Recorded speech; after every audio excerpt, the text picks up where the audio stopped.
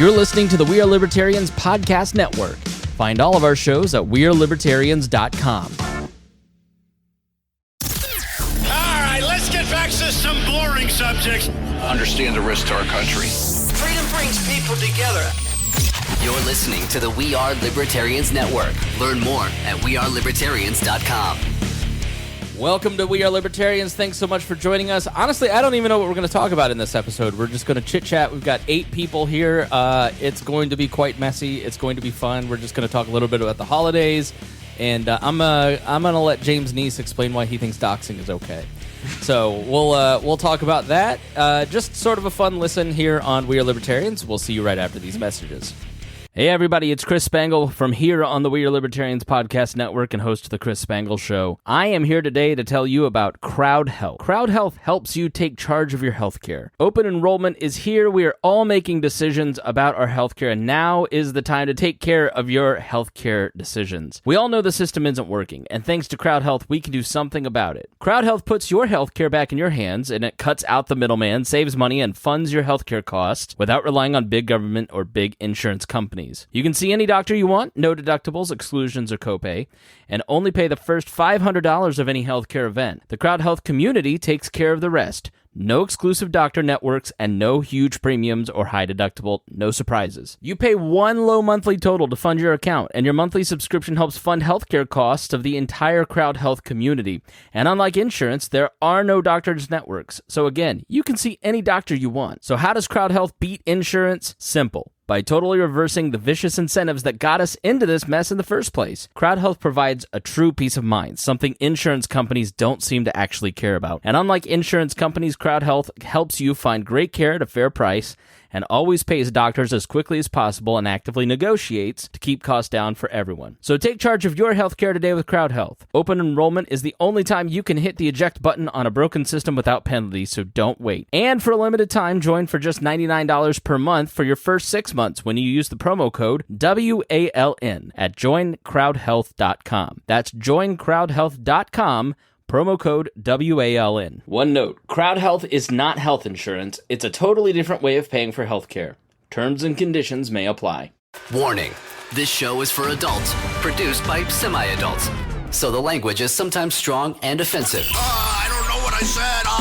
Welcome to We Are Libertarians, where our goal is to help you sound smarter while talking to your friends. We examine current events from a libertarian perspective while treating modern politics with all of the irreverence it deserves. There has been lie after lie. We toss out the screaming heads, put people before political parties, and give context to the news to make you think.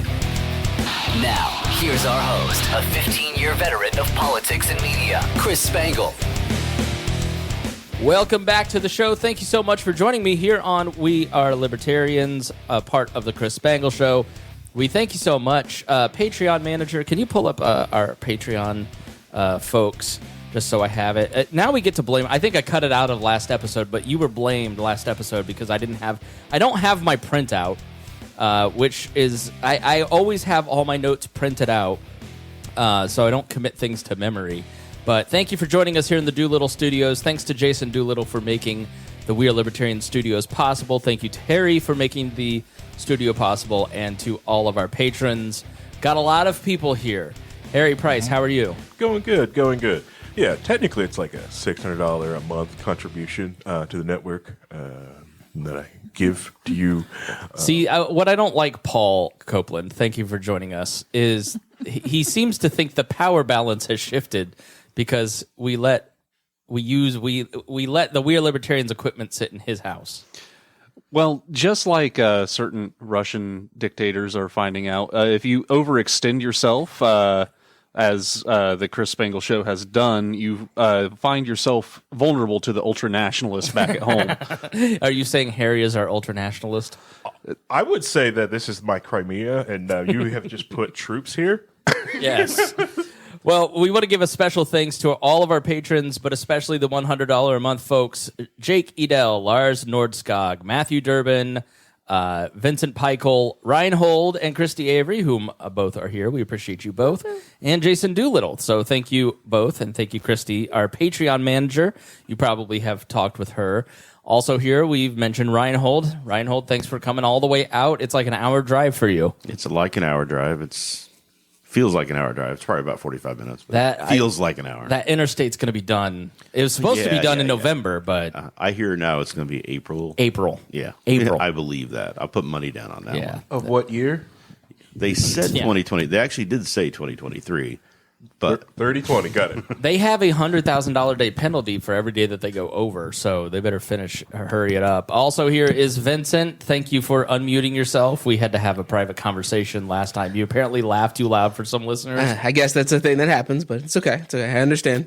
Yes. That my laugh can be very annoying to some people because when something really is funny, my pitch gets really high and really loud. I love when you're in the room, Harry. You don't notice it. Yeah, you don't notice it. It's just something like maybe a frequency that the mics pick up that we don't. You don't hear with the human ear. Yeah. You're gonna want to adjust this so it's right in your mouth, Harry. So one thing we should probably do is just make sure when he's muted when he's laughing. That way the other mics will pick it up, so it'll sound more.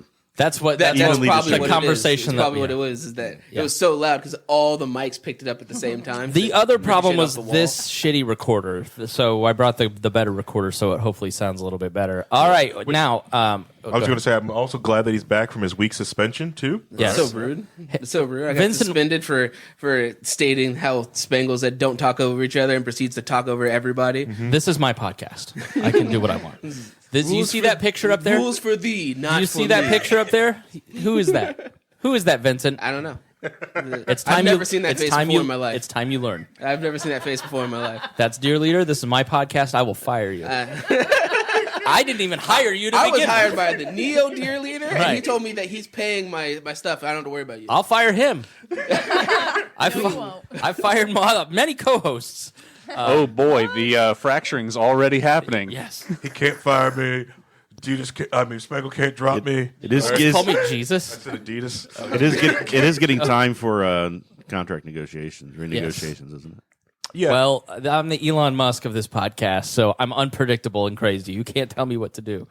All right. We are blessed to have two returning folks who have been on the podcast for a very long time, but we haven't heard from because we never get together in person.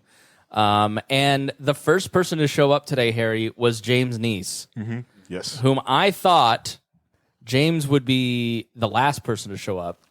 It was a race. It was a race between Maranda and James for the last person to show up. It was Maranda, who you're the only person, Maranda, who is later than me to things. I'll tell you what. Into the mic, real close. Best intentions, and it still happens. So That's okay. We love you. We're glad you're here. James, thanks for being here.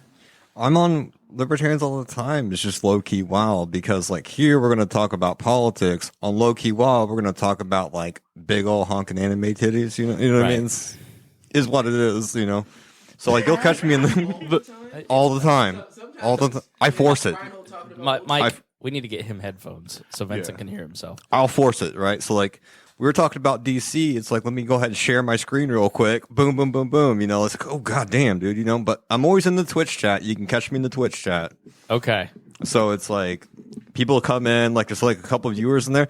If we get 50 subs, Harry's going to do a 24-hour gaming stream. Like, no sleep, nonstop game, whatever game we choose. We get to see him live for 24 hours, so. Yeah. Now, James, what have you been up to since the last time you were on? God, what have I been doing? Blew up my car, so I got a new car. It's like car caught on fire. I fucking junked it in Ohio. Whoa! Why did it blow up? Because like I don't pay attention to like car maintenance. Because I treat a car like I treat like a neglectful girlfriend. You know what I mean? It's like whatever, just run it to the ground, and when she leaves, she leaves. That's how you treat your girlfriends. That's not a good way to. I just treat my girlfriend Miranda like a junk, and then I run her into the ground. that's all I know. Yeah, I mean, Miranda. Stay toxic, kings. You know what I mean? Stay toxic. I honestly, the car blowing up, that shit happens. I'm not going to say that's on you for the battery maintenance or whatever. I don't know. No, I'm that not stuff doesn't happen. It's happened to me twice. So That's happened to me twice too. What is wrong with you people? I know. That's what I said to my It's car. called a Jiffy Lube. Go there. No, it's the battery, though. He knew that there was an issue, that he didn't have a temperature gauge, and it melted. Oh, What is? His own fault. okay. All right, let's pause real quick. Vincent, unplug the box because the box is causing a Also, short. I have to pee. Where- Yeah, go ahead. It's right back this there. is Speedway. I'm going in your yard. Get over it. She has the cleanest ass in We'll this go room. on I that side. guarantee That's it. the renters side. If we were having a clean ass contest, I'm betting on Miranda.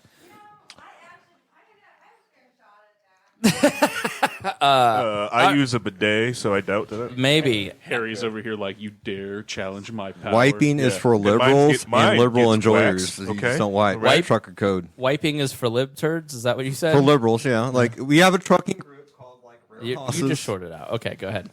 So, Rare Hosses, we talk about, like, what it's like to be a trucker, including pissing in jugs, throwing them at cars, like lot lizards, like not wiping at the speedway, you know, because, like, who that better cares? now? It's like you're just going to change your underwear anyway. So, like, if you want to join a cool group, you can join Rare Hosses. We can talk about, like, you know, yard clippings. You know, you can slide. Andrew Bowman knows all about it. You can hit Andrew up I'm in Rare Hosses, the Facebook group. Yeah, hell yeah, brother. Hell yeah, brother. I mean, you don't have to wipe if you're, like, a true conservative man. Like, You have to put the mic into the thing because you're shorting out the cord and the cord is, I know you're a musician, but yeah, the cord is kind of like rattling in the thing and cutting out. So Spangle needs new equipment, so it's like this is all someone give new him money. equipment. Is it? This is like the show and head video. Is wiping gay? See, that's when you use the opportunity to say, any patrons out there? Is this who really wanna new Yes. equipment? Give us Please new donate. equipment. Yes. Yeah. Please, Join WAL Plus.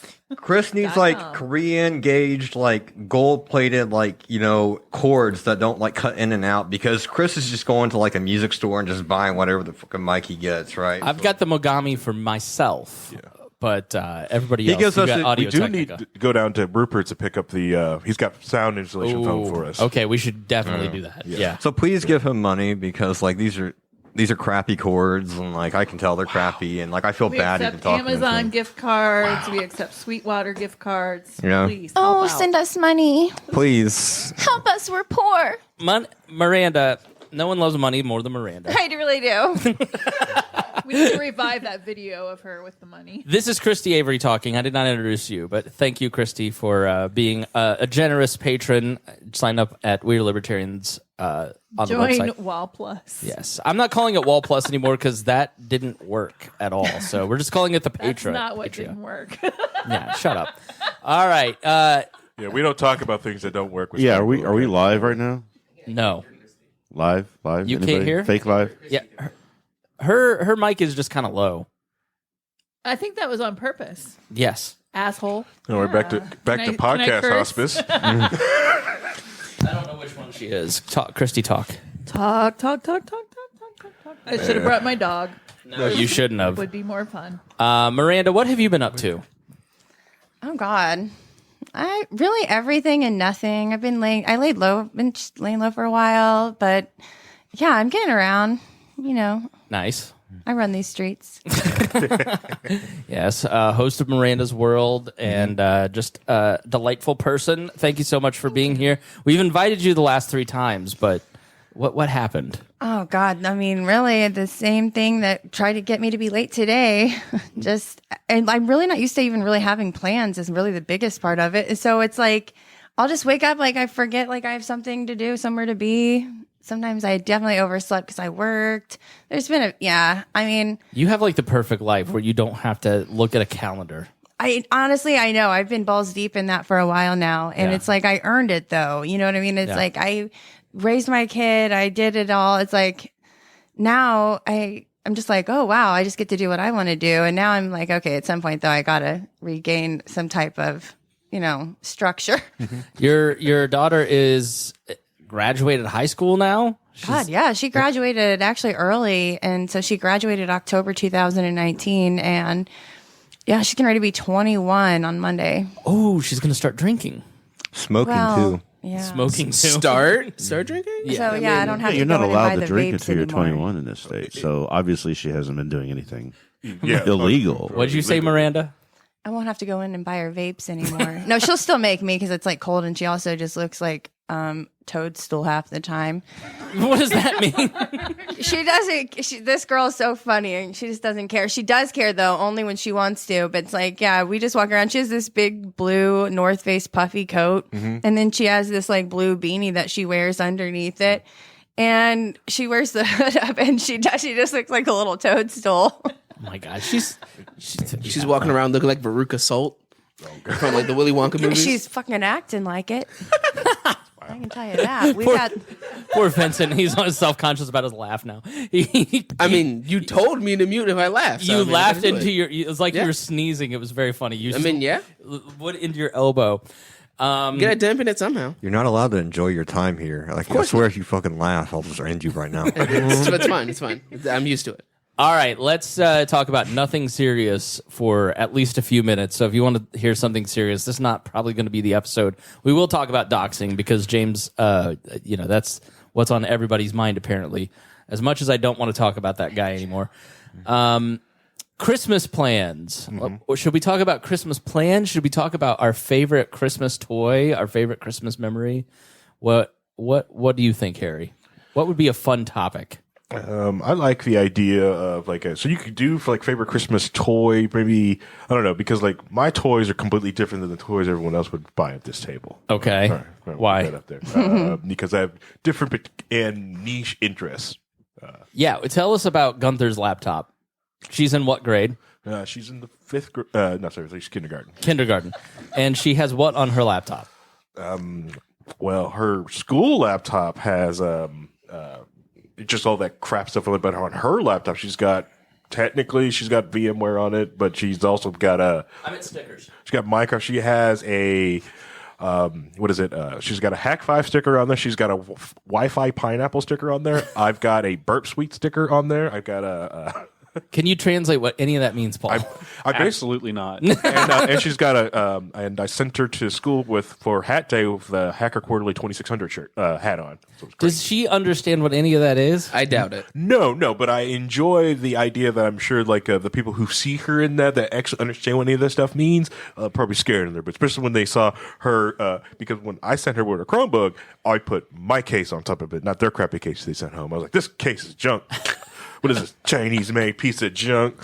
What would she like to put on her laptop instead of that? Mostly Minecraft, or Minecraft stickers, or what else she's into, like dinosaurs. I have no idea why she's still fixated with dinosaurs, and she will correct people around them if they mispronounce a dinosaur name incorrectly. So what did she say when you put Hacker 5 stickers on there and pineapple, which is like these are obscure tech things that Animal Crossing stickers on there too. Yeah. Okay. Yeah. What did she say when you put that on there? She's like, thanks, Daddy. I want more stickers. Kids are awesome. Stickers. She likes stickers.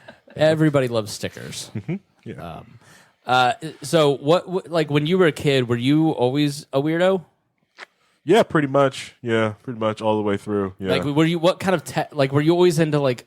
I'm not going to say obscure tech stuff because, like, when people think of tech, they think iPhones and social media. Yeah, that's not tech. And if you just game on your phone, you're not a gamer. I'm sorry. I'd play Angry Birds, and I'm very good at it. Don't let Spangle lie to you. He is a Nintendo gamer. Okay. Harry over here claiming PC Master Race over everything else. Because it is. It's PC Gaming Master Race. Our frames are moving at a faster pace. Okay. All right. Too bad that games aren't developed for that, though. At work, we bought a video editing computer. Vincent, mute yourself. Wow. Look, I just have. I believe in sound purity. All right. It's partially that seat is because there's so much open space behind you that it picks up all kinds of room noise. We built an editing computer, a PC, and it doesn't work. The Mac computer that is from 2013 works perfectly still. I've seen the people that you work with, and that makes sense. That has nothing to do with it. We have professional tech people that you've never met. Go ahead, Paul. I'm just wondering, like, how did you botch building a PC? My stupid ass managed to build 2. I didn't build anything, which is why it's not working. But yeah, no, it's not. I have no reason to build a computer for anybody. Yeah. It really does sound like it's more of the not the machine's fault. It's the person that is putting it together or trying to troubleshoot it. And like I said, I've seen the people you work with. That makes perfect sense. Why? Oh, get the Apple. It just works out of the box because you don't need any knowledge just to hit the power button. That's right. Yeah. So, but it's fine. What kind of weird things did you ask for Christmas? This year or like when you were a kid? I want to know like how deep, because I don't personally really feel like you're a nerd. Like you have different interests than me, but like I wouldn't be like you're a nerd. Wow, he's making me put my nerd cred on the line. Have you met Harry? Vincent, at all? Nerd.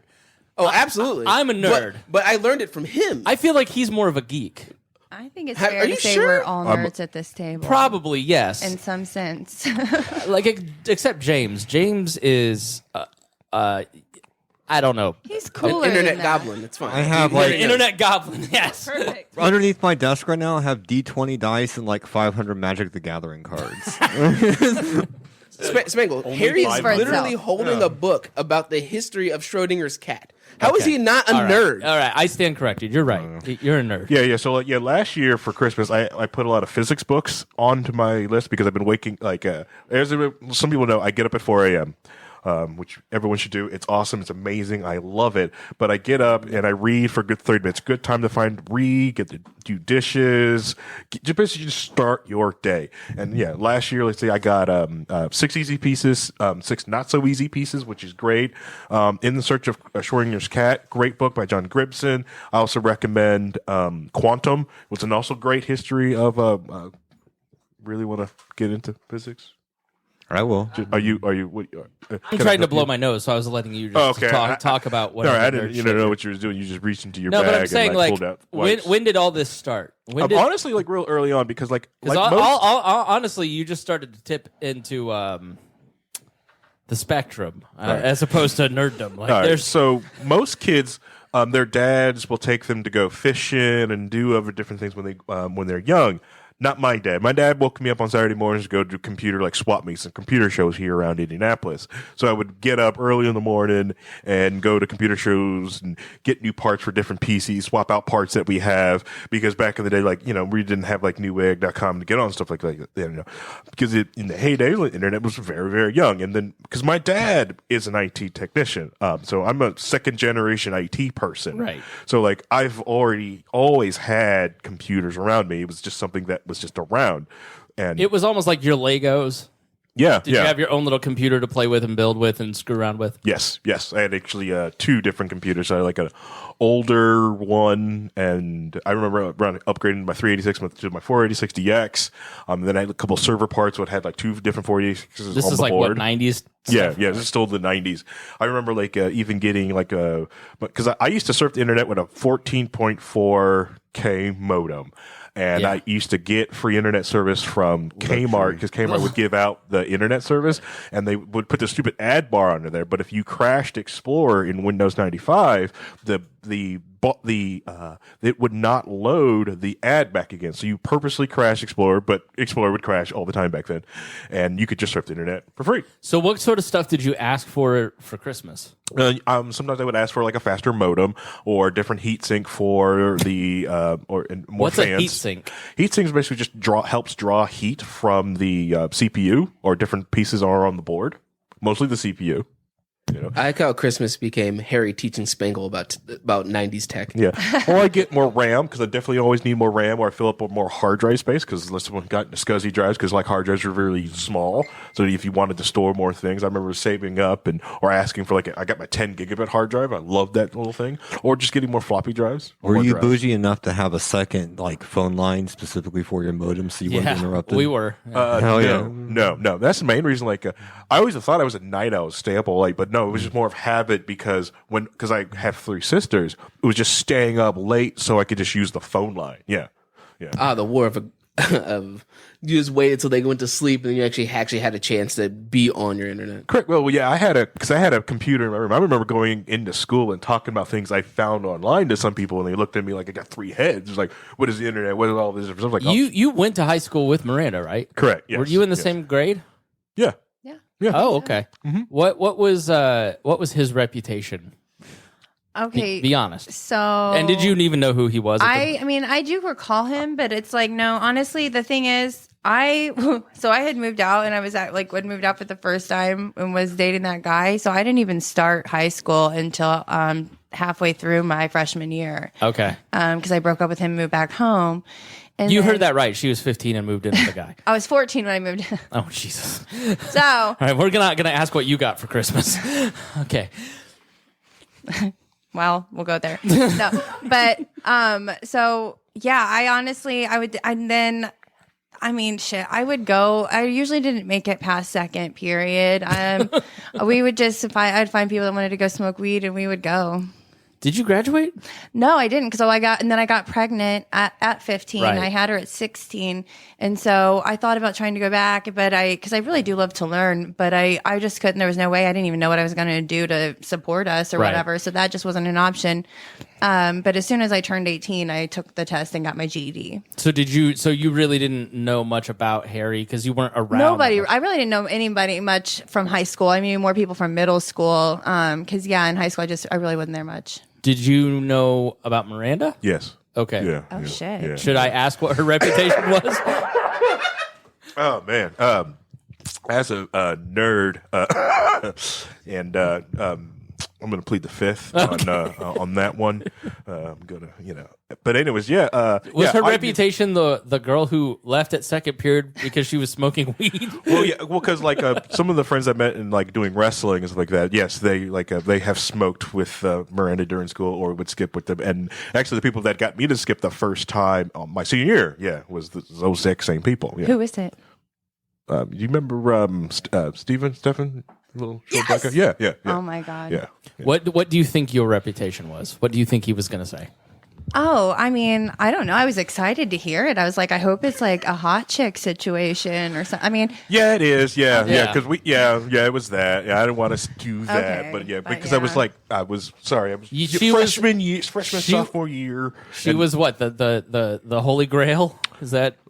Yeah, No. we would. Okay, so honestly, some of the guys would sit there debate which one was hotter versus Maranda and another girl whose name I'm not going to say. ooh, no, drop it. Say the first name. No, Say no, the first name. no. What does no, it start with? Maybe she'll know that. No, We'll talk about it off the air. Off the air. Not All on the right, record. all right, Not on the record. hold on, Not on the record. because Everybody I'm be really everybody be I got- quiet. We're gonna mute, and you're gonna No, tell her, no. and then hold on. became- We're muted. You have to tell her the I name. became. What'd you say? I became good friends with her little brother. Who, and so- Miranda's? No. Oh, the hot chick's little Yeah, brother. Okay. yeah. So Maranda and this girl were in a competition for hottest girl in the That group. moment when you said that and Miranda looked into space like, all right, who had a little brother that he'd be friends with? I know. Do you know who it is? Watched I her, almost said his saw the name, so she would've numbers- went, saw hold the on. numbers come out in front of her head like the memes. With brothers. I mean, so it's like some of the You had a hard time with some brothers? of the hot the really hot cool chicks that I knew, or off the top of my head, they had sisters. One of them had an older brother, Chico. Anyways, it was. Let me just mute it again, and then you. All right. No. Tell her off air. It is crazy. We Oh. should find out. I want to know. Who. We do need to take a quick break. My wife is calling, and so get maybe the during the break yearbook you can Wait till his talk about facial it. expression changes on the yearbook. There you go. That one. We're just burning money. Yes. Yeah. That's an angel talking on your shoulder. Listen to the devil. We can. We do need that check for the internet. Yeah. Dead We'll money. apply for that grant. Get the internet draining. The thing about having in a studio or just a podcast network and professional, I'm a professional podcaster and I record stuff, is you're constantly buying equipment. Like this place. So the reason it's called the Doolittle Studios is thanks to Jason. We're back, by the way. You didn't miss anything. We were talking about something else when I started rolling again, but it's the Doolittle Studios because Jason so graciously sent us several $100s for the permanent naming rights of the studio, and I wanted to buy furniture, but we never got the ability to buy furniture and make it I'm glad we didn't do it that way, where we had 4 seats. Yeah. Because I think this is way better, where we can have 8 people if we want. But there's just always another mic clip or another cord or another mic foam for windscreen, or it never ends, and half this shit doesn't work after being in storage for 3 years, and I don't know why. But I blame Mittens. Really. I do too. Might dare So casting off mites. That little. So we always have needs, and I think right now we need to get some stuff on the walls to do sound dampening. That would be really cool. I think that'd help. So yeah, the sound quality will continue to improve. Morale will not, but sound quality will always go up as we continue to kind of put the pieces back. But it's so much fun to have everybody here and Kristi and be together in one place. I'm just kidding. And it's great to see Miranda and James. James, why are you the way you are? What were you like as a kid? What did you ask for Christmas? I can remember one Christmas where like Resident Evil 2 just came out, right? And like, you know, my grandma's kind of religious, so she looked at the artwork on it. She's like, "Oh Jesus, no, that's fucking violent." And shit. Literally, oh Jesus, no. You know, so I'm like, you know, ready for Christmas, and I see some PlayStation game sized like presents, right? So I'm like, oh shit, I got fucking Resident Evil 2, dude. I'm gonna blast a fucking zombie in the face. And you were probably like in kindergarten when you said, "Oh shit, fucking dude." Yeah. I'm ready to go, right? So like I opened it up and it's fucking Busby 3D, and like at that point I hated Christmas ever since. What is Busby 3D? Literally one of the worst games. trash platforming games you've ever seen played. It's a very early 3D version of a platformer, but they don't understand the controls for a 3D platformer at that point. So it's just like, here's all these polygons and this cat platforming character, and you can't land on anything. So your grandma basically took the game you wanted and replaced it with something that was safe. Yeah, it was like rated E for everyone, which should have been E for fucking terrible because the game was because like but the game was so bad. Like I tried to play it a couple times. I got through like one level and it was just jank. Like the controls were jank, the video was jank, and I'm like, Grandma, this game's kind of bad. The other game she got me was Mega Man Legends, which was pretty good, right? Yeah. But like I wanted Resident Evil 2, so it's like, you know what? Like my dad's kind of been drinking a little bit. Let's go to GameStop real quick, right? So my dad's at GameStop and he gets me Resident Evil 2. We swap the game out, pay $20 to get Resident Evil 2. And I'm like, you know, I'm going to play through it. You saw I'm like DualShock controller running through it. But my Christmas was always like that, where it was like I got like a bunch of stuff, but my grandma would like Jesus it up a bit. Uh-huh. And it was just disappointing. So you got like a Kindle and she put it on a cross. Yeah, but she bought me anime too, because she's like, oh, he likes those Japanese cartoons, right? So one time my grandma bought me Ninja Scroll, right? Because I'm like, oh no, 11 years old or something, right? Because she's like, she goes to like FYE or something. She's like, I need some anime for my kid, you know, because he watches like Sailor Moon and shit. Right. So she gets like Ninja Scroll and like puts it in there. I'm like, oh, this looks cool. It's samurai. And I'm like, holy fuck, he's just like fucking raping that girl, dude. Oh, no. it's like, I like put it in, right? And I'm like, oh, it starts out normally, just like some like samurai walking through there. And it's like, holy fuck, they're fucking, dude. And it's like, I'm like sitting there watching it. I'm like, okay, let's go on the old compact Presario and see what else we got on here about this stuff. And I'm just clicking through, right? Like, okay, what's this? What's this? What's this? And it's like, holy shit! Like this one, it's like that's a huge fucking titties, right? And it's and you're 11.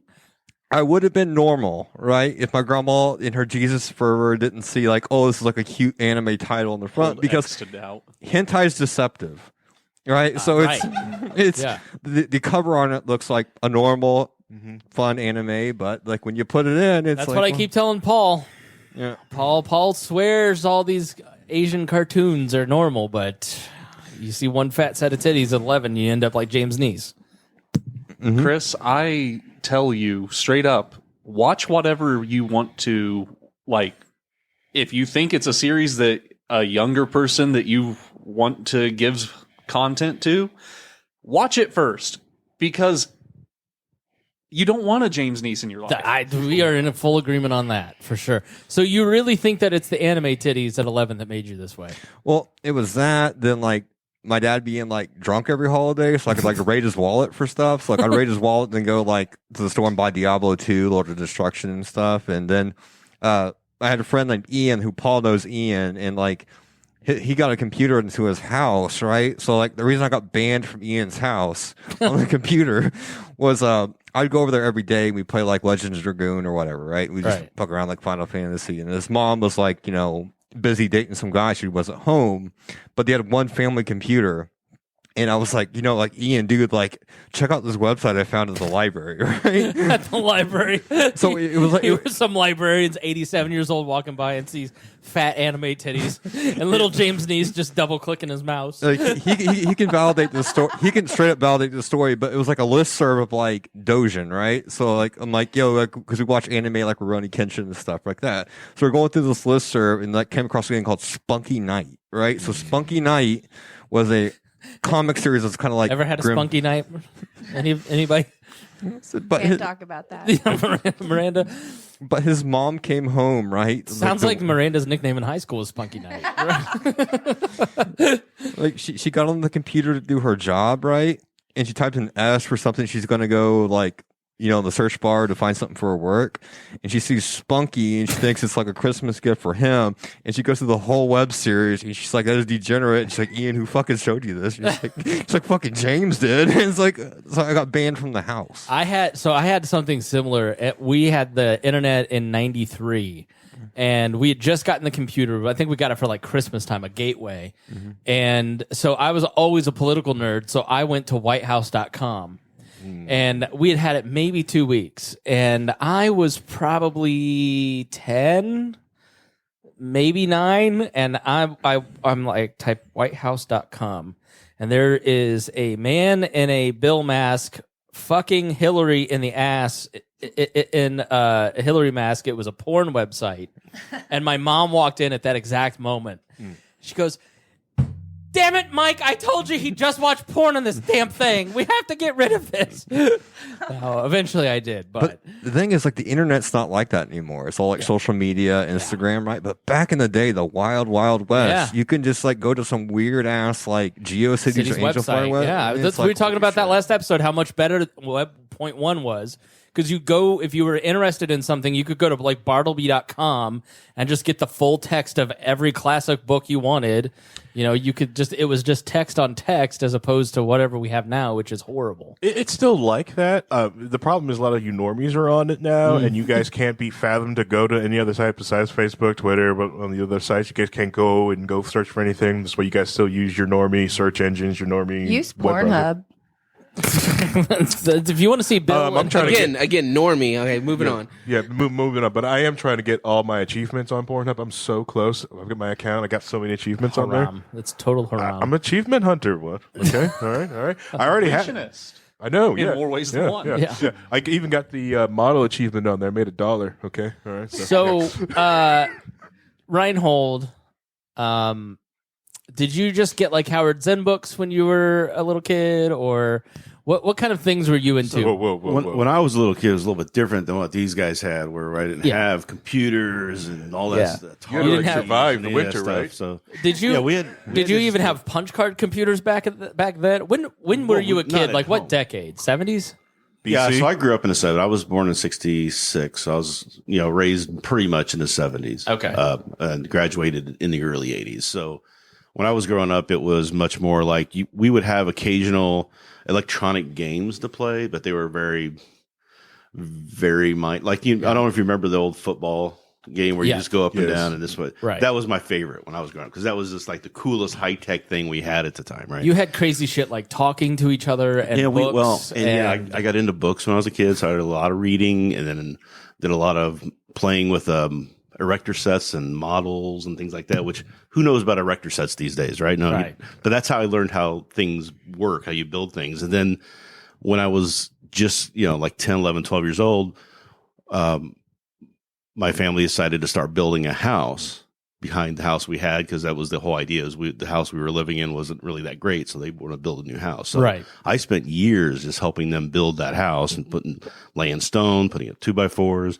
So I was learning all of that stuff, learning how to work on cars, learning stuff that was kind of important until my senior year when we finally had personal computers at the school.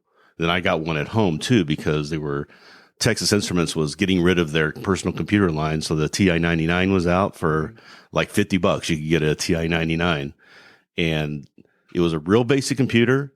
You had to program everything in to save anything. You had to save it on a cassette tape and you get to hear the sound of how that sounds when you're listening to it.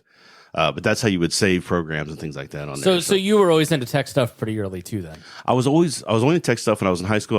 I was convinced I was going to go be a computer programmer. That's what I was going to do. I wanted to be an engineer. I wanted to build computers, learn how to make Aren't computers. you kind of doing that now? Yeah, kind of doing it now. But that's so I was gonna go to Rose-Hulman. I got accepted in there. Then a snafu happened, and they wanted me to go to a junior college for a semester and then transfer in, as I didn't have physics in high school. And I was 17, and I said, "Screw you if you don't want me," So I ended up going to Rhine and having a whole thing, and then joined in the Navy, learning how to run nuclear power plants, and then went down a whole path of working on truck fan clutches for like 4 or 5 years because I was good at it, and I was also doing like inventory things, but then finally got back into computers. But I was always into computers as a kid. So when Harry's talking about his first modem being a 14.4, I was like, my first modem was when I was 19, 20. Oh, no, I was 21 when I got the first computer with a modem in it. It was 150 baud. And the first personal computer I had, we were sitting there trying to figure out how to put a 10 megabit hard drive attached to it through an to a controller. So you had to go into the debug mode and do a bunch of really esoteric stuff in there. You guys have it so much better these days. Rhinehold is a child of the bot. I'm a grandchild of the bot. Yes. Thanks to people like Rhinehold, I was able just to hook a phone line up to, and then I take the whole phone and shove it in some suction cup thing. Oh yeah, the suction cup thing was really fun too. That was a good one. Rhinehold's probably old enough, like where he was like an adult during like when the .com boom started to happen. Yeah. So like I just imagine him in like a Ross Perot shirt on a Libertarian Usenet site. You're not wrong, because let me tell you. So when the internet thing hit, when people started getting on the internet, I was doing bulletin boards myself about that time, but I was already divorced after my first marriage when this happened. So I'm on the internet. I'm in Usenet groups, and I'm writing libertarian articles and stuff like that, which you can still go and search and find my name. If you search my name in alt politics libertarian, I'm in there. I know. I have the listservs from the LL2, which is a Libertarian Left Alliance 2, going back to like the 90s. You're in there. Oh yeah. You're a very intelligent person. So like, were you? I forget. I know what I wanted to ask you. All right. So we were born into the internet. Fairly early. I was molded by it. Right. We were kind of, I'm 39, so I was a teenager, so I remember like card catalogs at the library and traditional research techniques, but also like hybrid with the internet. But like, was the development of the computer and the internet when you were coming up sort of like Bitcoin, where people like, oh, this is a fad, this is never going to catch on, because they didn't quite understand it, so they just kind of crapped on it? Or was it very clearly like a revolution that was going to change everything? Well, I saw it as a revolution that's going to change everything. There's a lot of people who just thought that computers are for work. Why do you have one in your house? You don't need one in there. I remember famously John Dvorak said that, why would anybody use a mouse? That was the stupidest thing ever. Right. And so when I was growing up, though, it was, you couldn't find information like you do now. Like I wanted to learn something, I had to go to the library or some other place like that and search through things and do research and find a book that might have something in there, read through the whole. It was a librarians pain. used to know things other than pronouns, Paul. It used to be such a pain, but if I didn't, so like learning what I wanted to do for the rest of my life, or was as a career. I lived in a small country town. I didn't, we had like 30 people in my graduating class, 30, 40 people. So It wasn't like we had access to, you could do all of this stuff. It was just, you had like 5 things. Most of the people there were just going to go into take over the family farm, right, and move on. It wasn't a lot of, a lot of research where I could just go and say, hey, these are all the things I could do. Here's a whole YouTube video series on how this works and what kind of job this is and what kind of job that is. So I kind of had to kind of figure it out. And I envy everybody who didn't have to worry about that. They come up with all of this information right at your fingertips. It's amazing. I don't know. I feel like that's sort of overwhelming for kids today. That there's like, people almost, I don't remember this being the case as a kid, because you went to the grocery store, whatever the grocery store had, you bought it. Now it's like we're almost paralyzed by choice. There's so much. I mean, choice. I can see that, but also remember when I was growing up, and this is the thing I think is the greatest thing about the internet is that I grew up in a small country town, and a lot of those people are a certain way, right. So you were not popular in high school. I was not popular in high school. I was beat up a lot. It was a whole thing, but I was into things that nobody else liked. So I'm like thinking I'm the only person who likes this stuff. I feel like that's very formative information, Harry. Yeah. It makes perfect sense. But when you get to the internet and you can find out that there's a whole community of people who are like you, that you can go, oh, I'm not alone. I'm not, there's not something wrong with me. I'm just different than these people. So that I happen to be born or live next to, right? So finding that out was a huge mind shift when that happened. Would you say you got isekai'd into like this reality? Because it's like nerd gets bullied in high school, like leaves town, and goes into the world of like libertarian Usenet groups and Ross Perot, fanfare. I was defending Ross Perot for years, and then I finally decided that was a waste of time. But that's kind of the track. It was just that I was kind of like an outcast for a long time. So I'm looking at different ways so I'm seeing things in a different light than a lot of people. And my early involvement in the internet, when it was still just bulletin boards and CompuServe, it wasn't really what it is now. It was hard. It was still kind of difficult to get into stuff, but when you did, it was amazing. When you find a bulletin board that had some fun stuff. I used to be on this thing called the Rhyme Network, where it was, you would download all these messages. You respond to the ones you wanted to. You'd create a file. You upload it back up. They would combine them together and send them out, and then you'd get a new batch the next day. And that's how we communicate. It wasn't like real time communications at that time. So that's where I learned writing about politics and that news groups and things like that. That's where I started writing, and I've been doing that ever since. Miranda, I know you had, let's call it an esoteric childhood, an eclectic, but like, was there a toy or an interest that you had as a kid that you were just like really into, that you were excited that you got one year? Well, I mean, I loved Barbies, so I wanted Barbies every year. But I do remember when I got my Sega Genesis.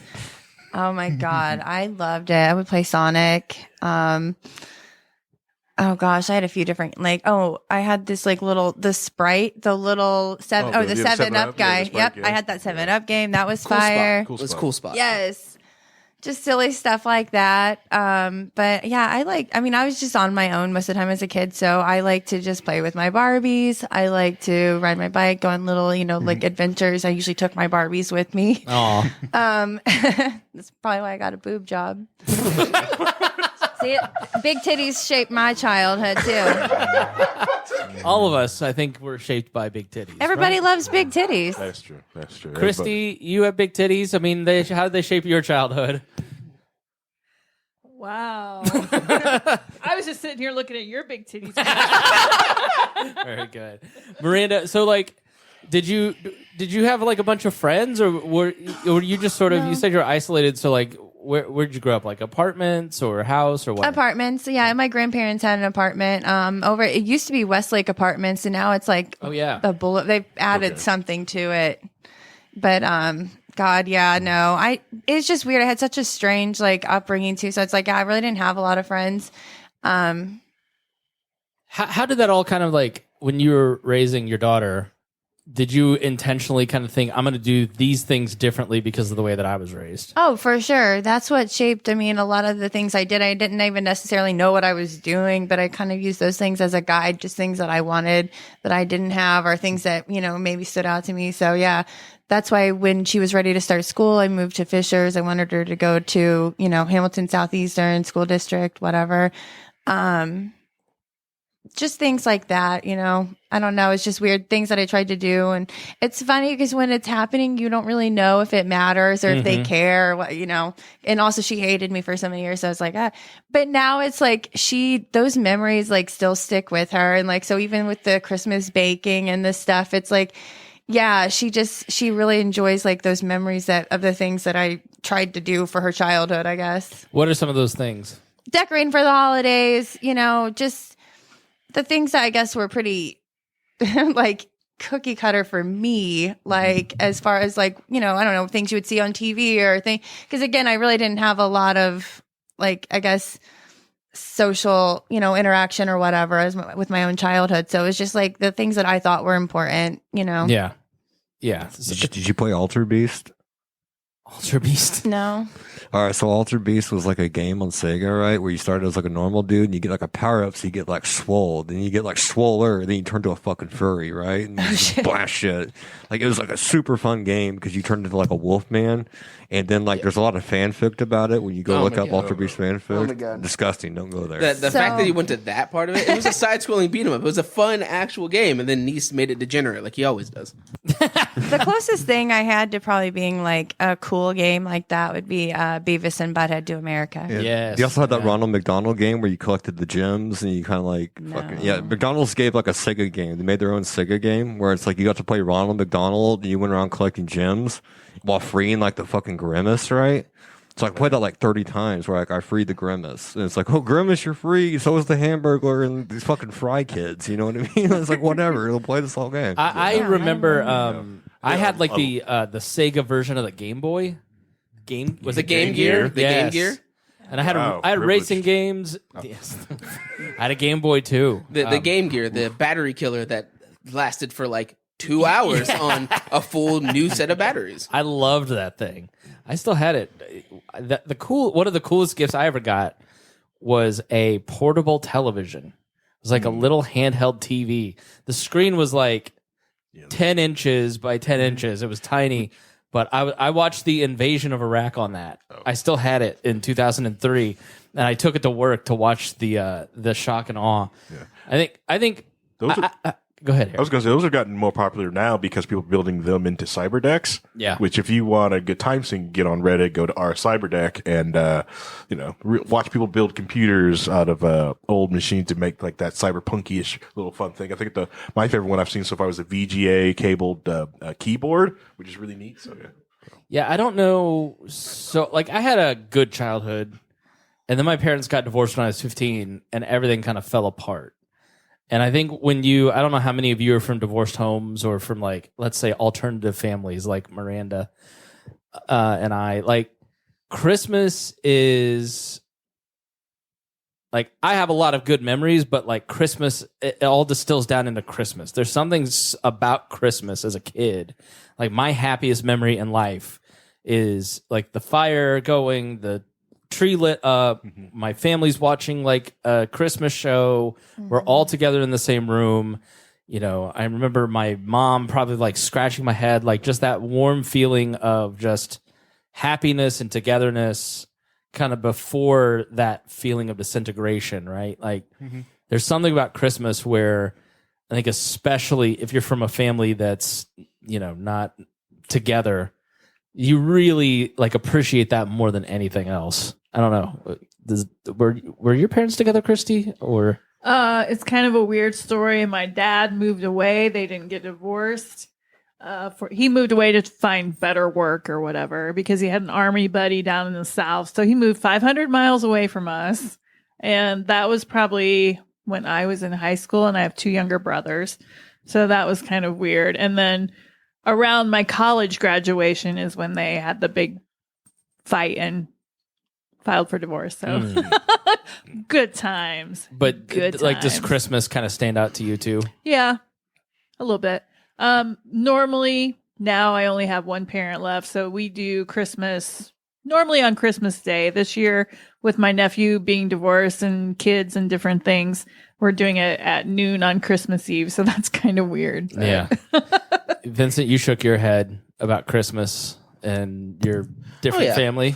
So my parents got divorced when I was 13. Okay. So before that, every holiday we would end up spending it with my mom's family because my dad's family lives in Kentucky for the most part, or right on the border of Kentucky. Which is how you're related to Harry, right? Is that the same family? My dad's family? No. Okay. No. His wife is my cousin. Okay. All right. So that's how. But then on your side, that's his wife is your mom's sister's daughter. Okay. All right. Yeah. So for me, it's more of that, but we also had a technically had a blended family because my mom had my older brother like 7 years before me, and I was my dad's first child. So there was a lot of issues that came up with the fact that my brother was technically was not my dad's. So there was a point where we went down to see his family on Christmas, and they gave me and my sister gifts, but not my brother. Ooh, that's shitty. So we never went back there for Christmas. So there's that. So it's more of like especially before my grandma passed, most Christmas was we all go to my grandma's house and we do stuff there. And you could definitely tell when things started to spiral out of control, because you could start seeing how the toxic threads of my grandma spread out onto everybody. And then the moment that she's not there, everybody kind of did their own thing. Yeah. There's a lot of that kind of that weirdness. That happened with us, where it was, from when I was 13, my grandparents got in a fight, so we stopped seeing my dad's family. My dad's great grandparents died, and they're the ones that got everybody together, so we stopped seeing everybody on my dad's side within a year. Then on my mom's side, my grandpa died. The family got too big. They stopped getting together. And then my parents divorced. So it was like in a year and a half, my nuclear and extended family just disappeared. So it was like Christmas, specifically Thanksgiving and Christmas Day, became like these treasured memories. And still to this day, like I get very nostalgic about Thanksgiving, because it's like going to those families where even if it was a bunch of like crazy people, it was everybody was together. And as you kind of get older, especially in your 20s, you don't have that. Like nobody gets together as much. Now that we all kind of have kids, we're all like a little bit more intentional about it. But yeah, I mean, Christmas was like that thing that kind of held everything together, and where everybody at least tried, Vincent. That you'd think that there are definitely times where they attempted to, but there's plenty of times where my family just didn't try or they didn't care. I could definitely tell my own disinterest in Christmas slowly started to build throughout the years, especially like when you start going to your family for Christmas and you realize, oh, all these people here really hate each other, but they don't want to say anything. Right. And you can just feel the tension. So half of the Christmas was me and Harry sitting in a corner talking about video games and comic books, because that was the only way for that those days went by at a decent rate. You and Lacey have been together a long time. So like, how old were you when you first met Harry? It was 03.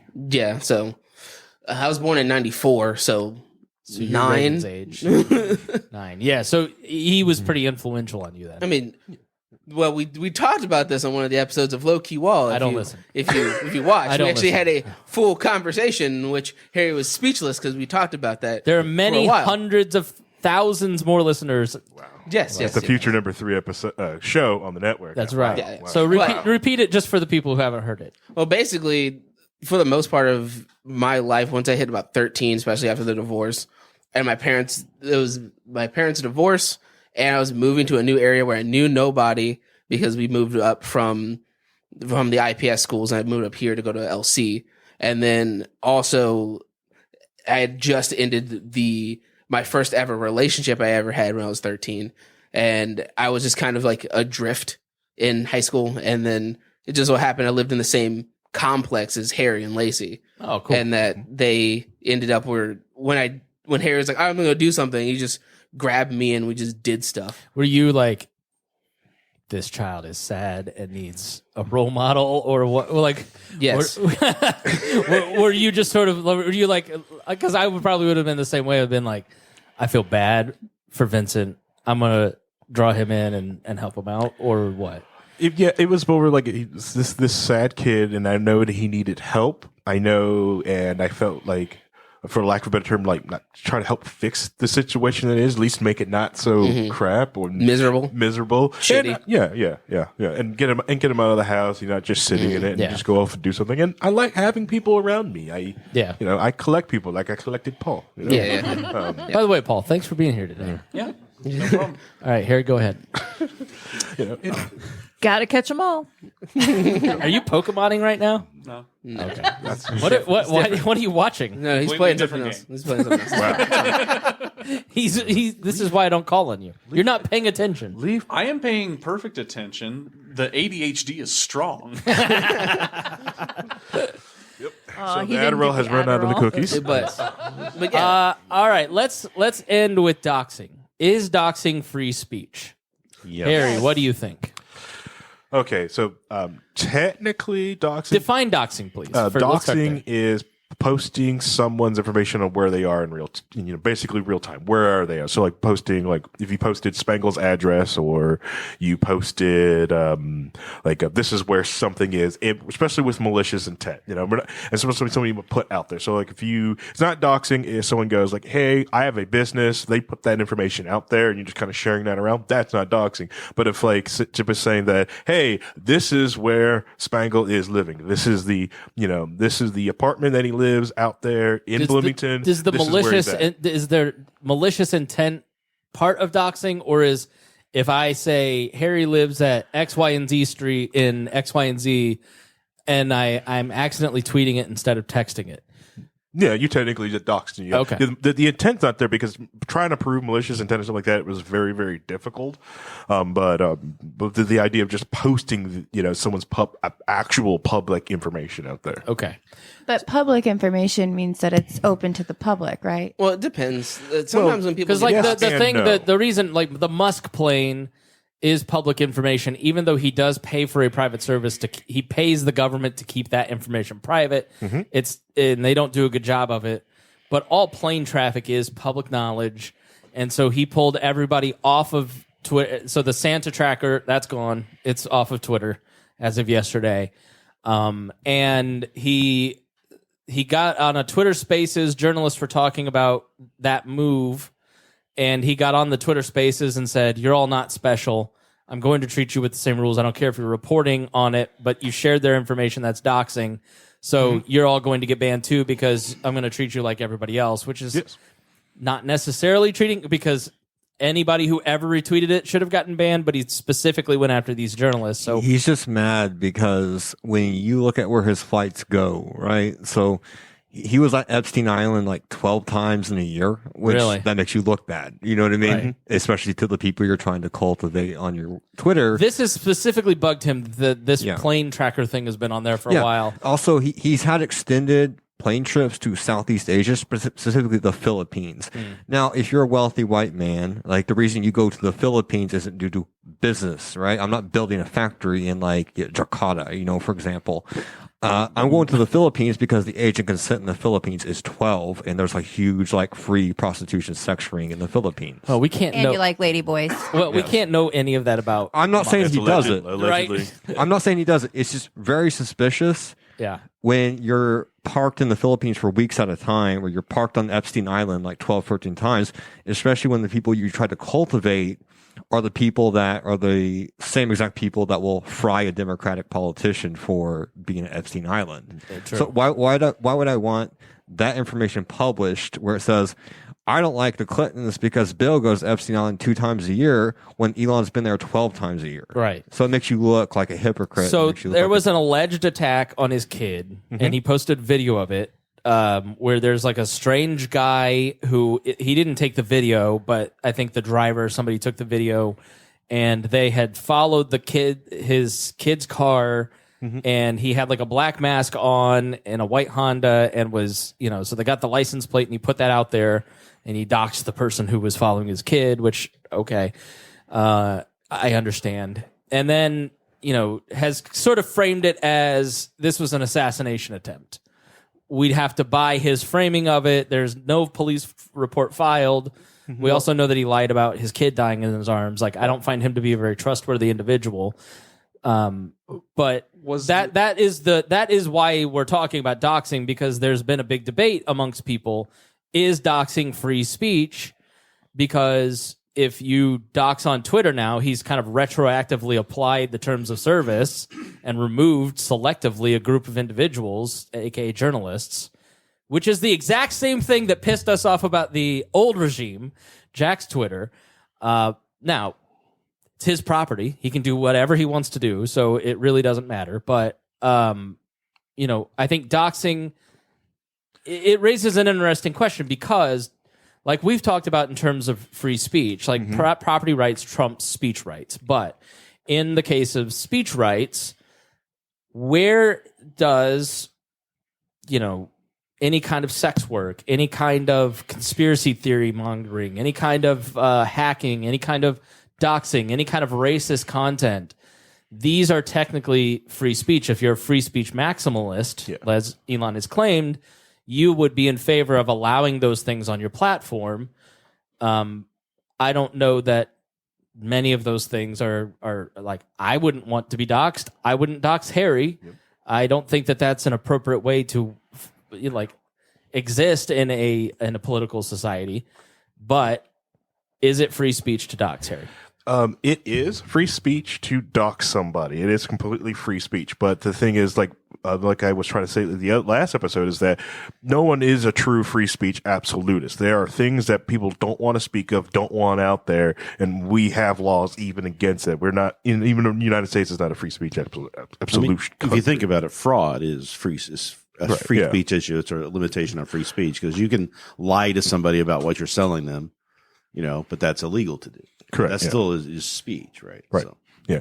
So it's okay to have limitation, but we also say like doxing does have something. Now, is the world richest man? Can this person afford to have security? Probably not, because he's not really rich. He's rich on paper and he's a scumbag. But but doxing is dangerous, and people have been accosted, having to pay for security. We've had YouTubers who have had like SWAT teams show up at their houses because of swatting attempts in the middle of even their live streams. Yeah, that's exactly what I was going to get on with doxing. Is that doxing? Yes, it is public information, but there's a lot of people that have private lives behind their personas. A lot of like online personalities, especially people that don't show their face or purposely don't go out of their way to show who they are or where they're at. And then you use their public information to blackmail them, going like, hey, I know you are behind this VTuber model that streams and gets millions of dollars.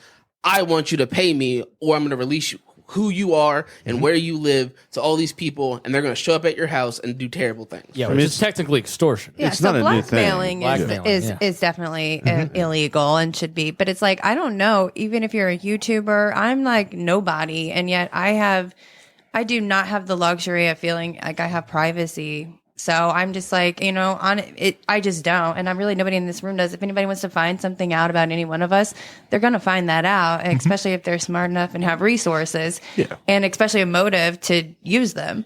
So I just don't, I'm like, people that want to whine about their lack of privacy and woody woo, especially when they're putting themselves out on the internet, I'm just like, suck a fat dick.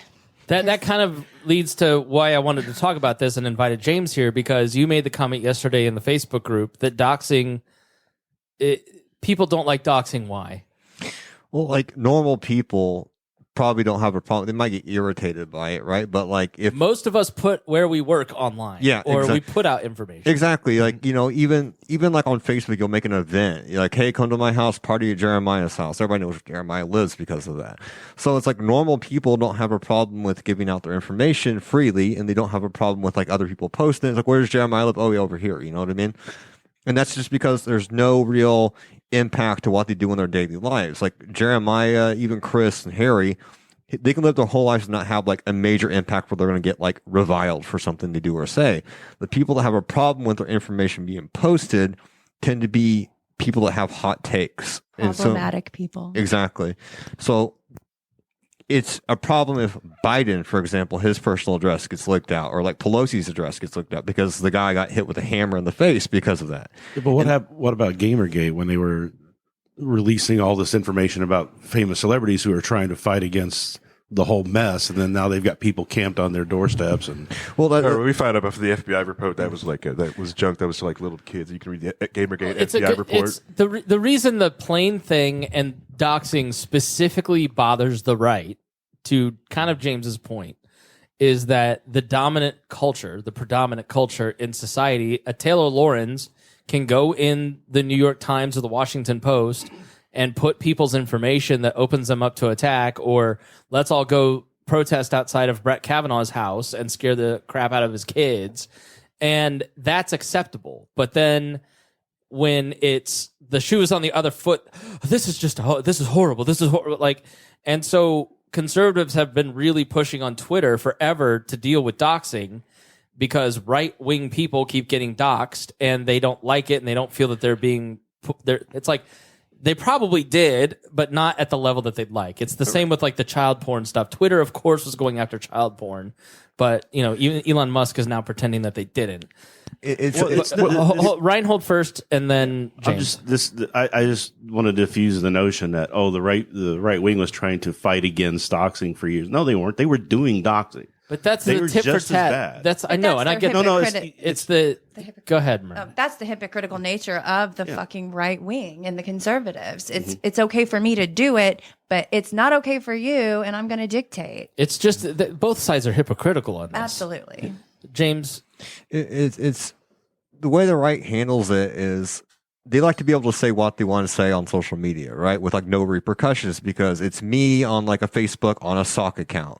So if I want to sit here and just say as many slurs as I can churn out and just like bully people online as much as you churn out, the reason they hate doxing is because let's say I have a sock account and I'm going to like some random person's like account that is like political, and I'm just going to say the N word as many times as I can until the guy blocks me, then make a new sock account and do it again. If someone finds out that's me and sees I work at Eli Lilly, you know what I mean? Now it's like, I can't do that anymore because they're going to screen cap this, send that to my employer, and my ass is going to get fired because of my behavior online. And that's a real threat to them, which is the only threat you have in a digital world where harassment is tolerated. Like, you can't do it in real life. I can't go up to Paul and bully Paul in real life because Paul can call the cops and get a restraining order on me. He can do all his remedies for that.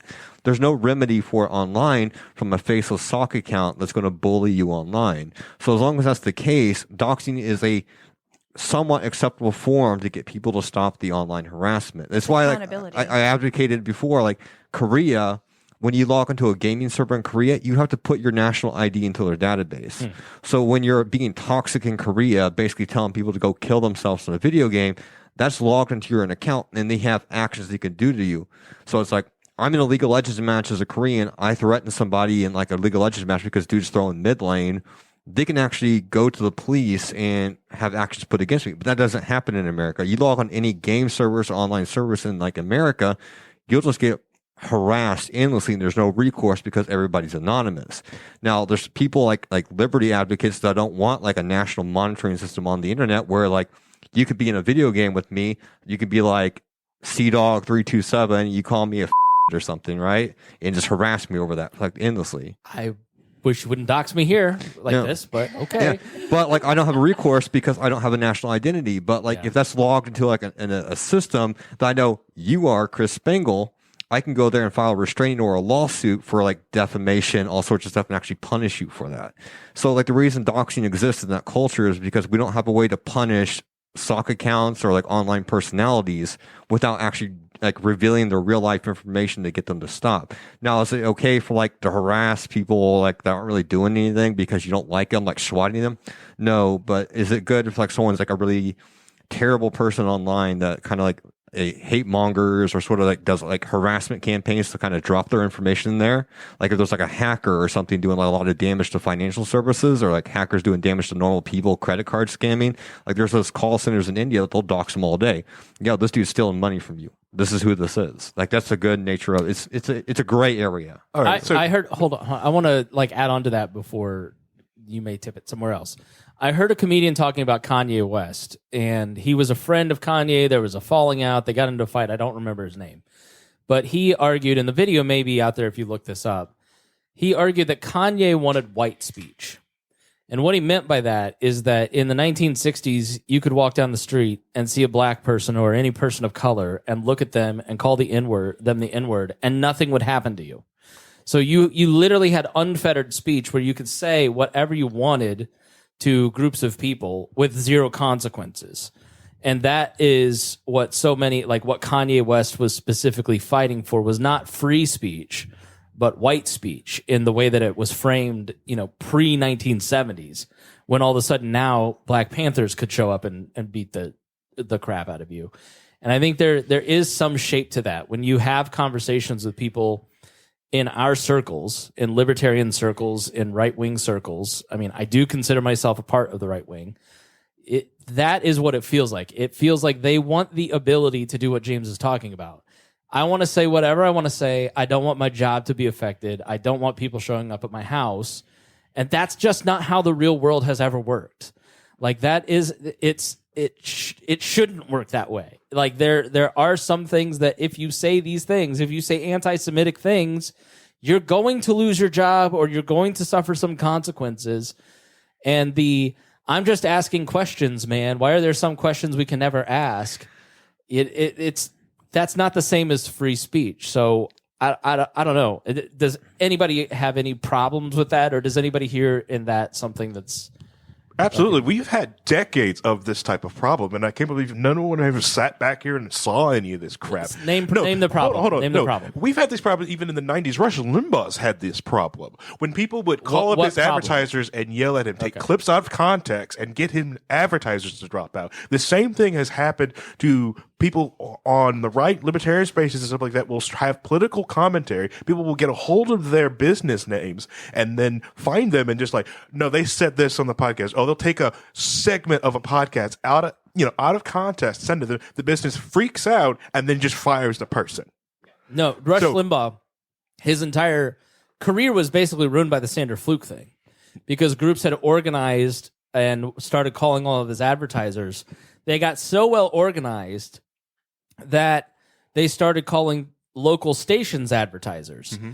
And so you could go to a spreadsheet and see everybody that advertised on Rush Limbaugh's show on WIBC, and they'd call Sullivan's Hardware and this heating and cooling place, and they would harass them with hundreds of phone calls. So they dropped them, and finally stations across the country could no longer monetize Rush's show, and he ended up on an AM. And that's where people on the right, James, feel that it's lopsided. In that, hold on. We know what you're going to say. I want to hear what James is going to say. No, but why can't Rush Limbaugh say what he wants to say? Because even if he's saying what a majority of people think, and sometimes people like Media Matters will take something and make it racial or take it out of context, and it's not. Well, Harry said it goes back a long time too. It's not like in like the Middle Ages that you could be on the town square and say what you want without a posse of people in your town putting you onto a stake, right? It's just like it's always been the case, even outside of politics. Even in even trailer park politics, right? Where it's just like, talk shit, get hit. If you're running your mouth at the trailer park, eventually some dude's going to hear it down the lot and run over to your house and beat your ass in your front door. Mm-hmm. That's always been human nature. Yeah, but what if I think that masks don't work and people went way overboard on the effectiveness of masks, and then all of a sudden you're removed from the public square because you're saying something that is fundamentally true, but the larger cultural conversation doesn't agree. But it's always been the case. You could say stuff that's true in the Middle Ages. Oh, the Earth actually revolves around the sun. It's like it's not just common knowledge now, but you could say something like that. Just because that state exists, it doesn't mean that it's right. But you're trying to frame it as like it's a right or wrong thing, but it's just like the nature of humans that when we do something, we are automatically repulsed or attracted to certain ideas of certain speech or certain things we do. So as long as you say something that's somewhat controversial or something that someone's going to disagree with it, they're going to be upset about, and they're going to try to rally other humans to kind of counteract your point. Whereas like, I don't like what Chris is saying, but some dude on the internet's like, oh, I don't like Chris either. Then you kind of gang up. Like, you see that in the Fickertarians group all the time. Right, but the point of open speech and holding those values is that sunshine gets you better results. Having these conversations, you're more likely to make someone less racist by having them in the public square and having those dialogues with them. Like there are moderating influences. Like Rush Limbaugh would apologize for things when he went too far, right? Mm-hmm. There are forces, Harry, that when it's an open dialogue as opposed to canceling people or just shutting them down, that all of a sudden that becomes a problem. Harry, then Rhinehold. Yeah, and it's just more of it's the lying on people and getting people go, because everyone hears about the major cases of the big celebrities, but they don't hear about like the small different people that say something that get too big, slightly too big than just a normal person, and they can just end up losing their job and just ruining families' lives. Because majority of men are the primary breadwinner of their family, and they can get kind of hot on a mic sometimes and say something. And if they lose their job, you can interact an entire family. Whether that's right or wrong of what he said or who this person is, that is what's happening. Okay? And they just no one wants to think about these people. So like, that's why collectively we have had this conversation that doxing is wrong. And yes, you can probably find the information out of it. Yes, I know how to go through someone's Instagram account, download other pictures, and get the metadata out and find these freakers. But I got to go do something about it. What about reporting on those people?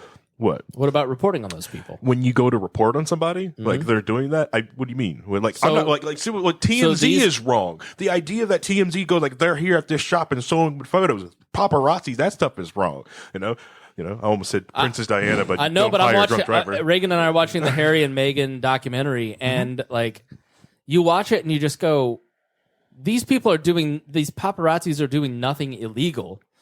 They're not even really being unethical.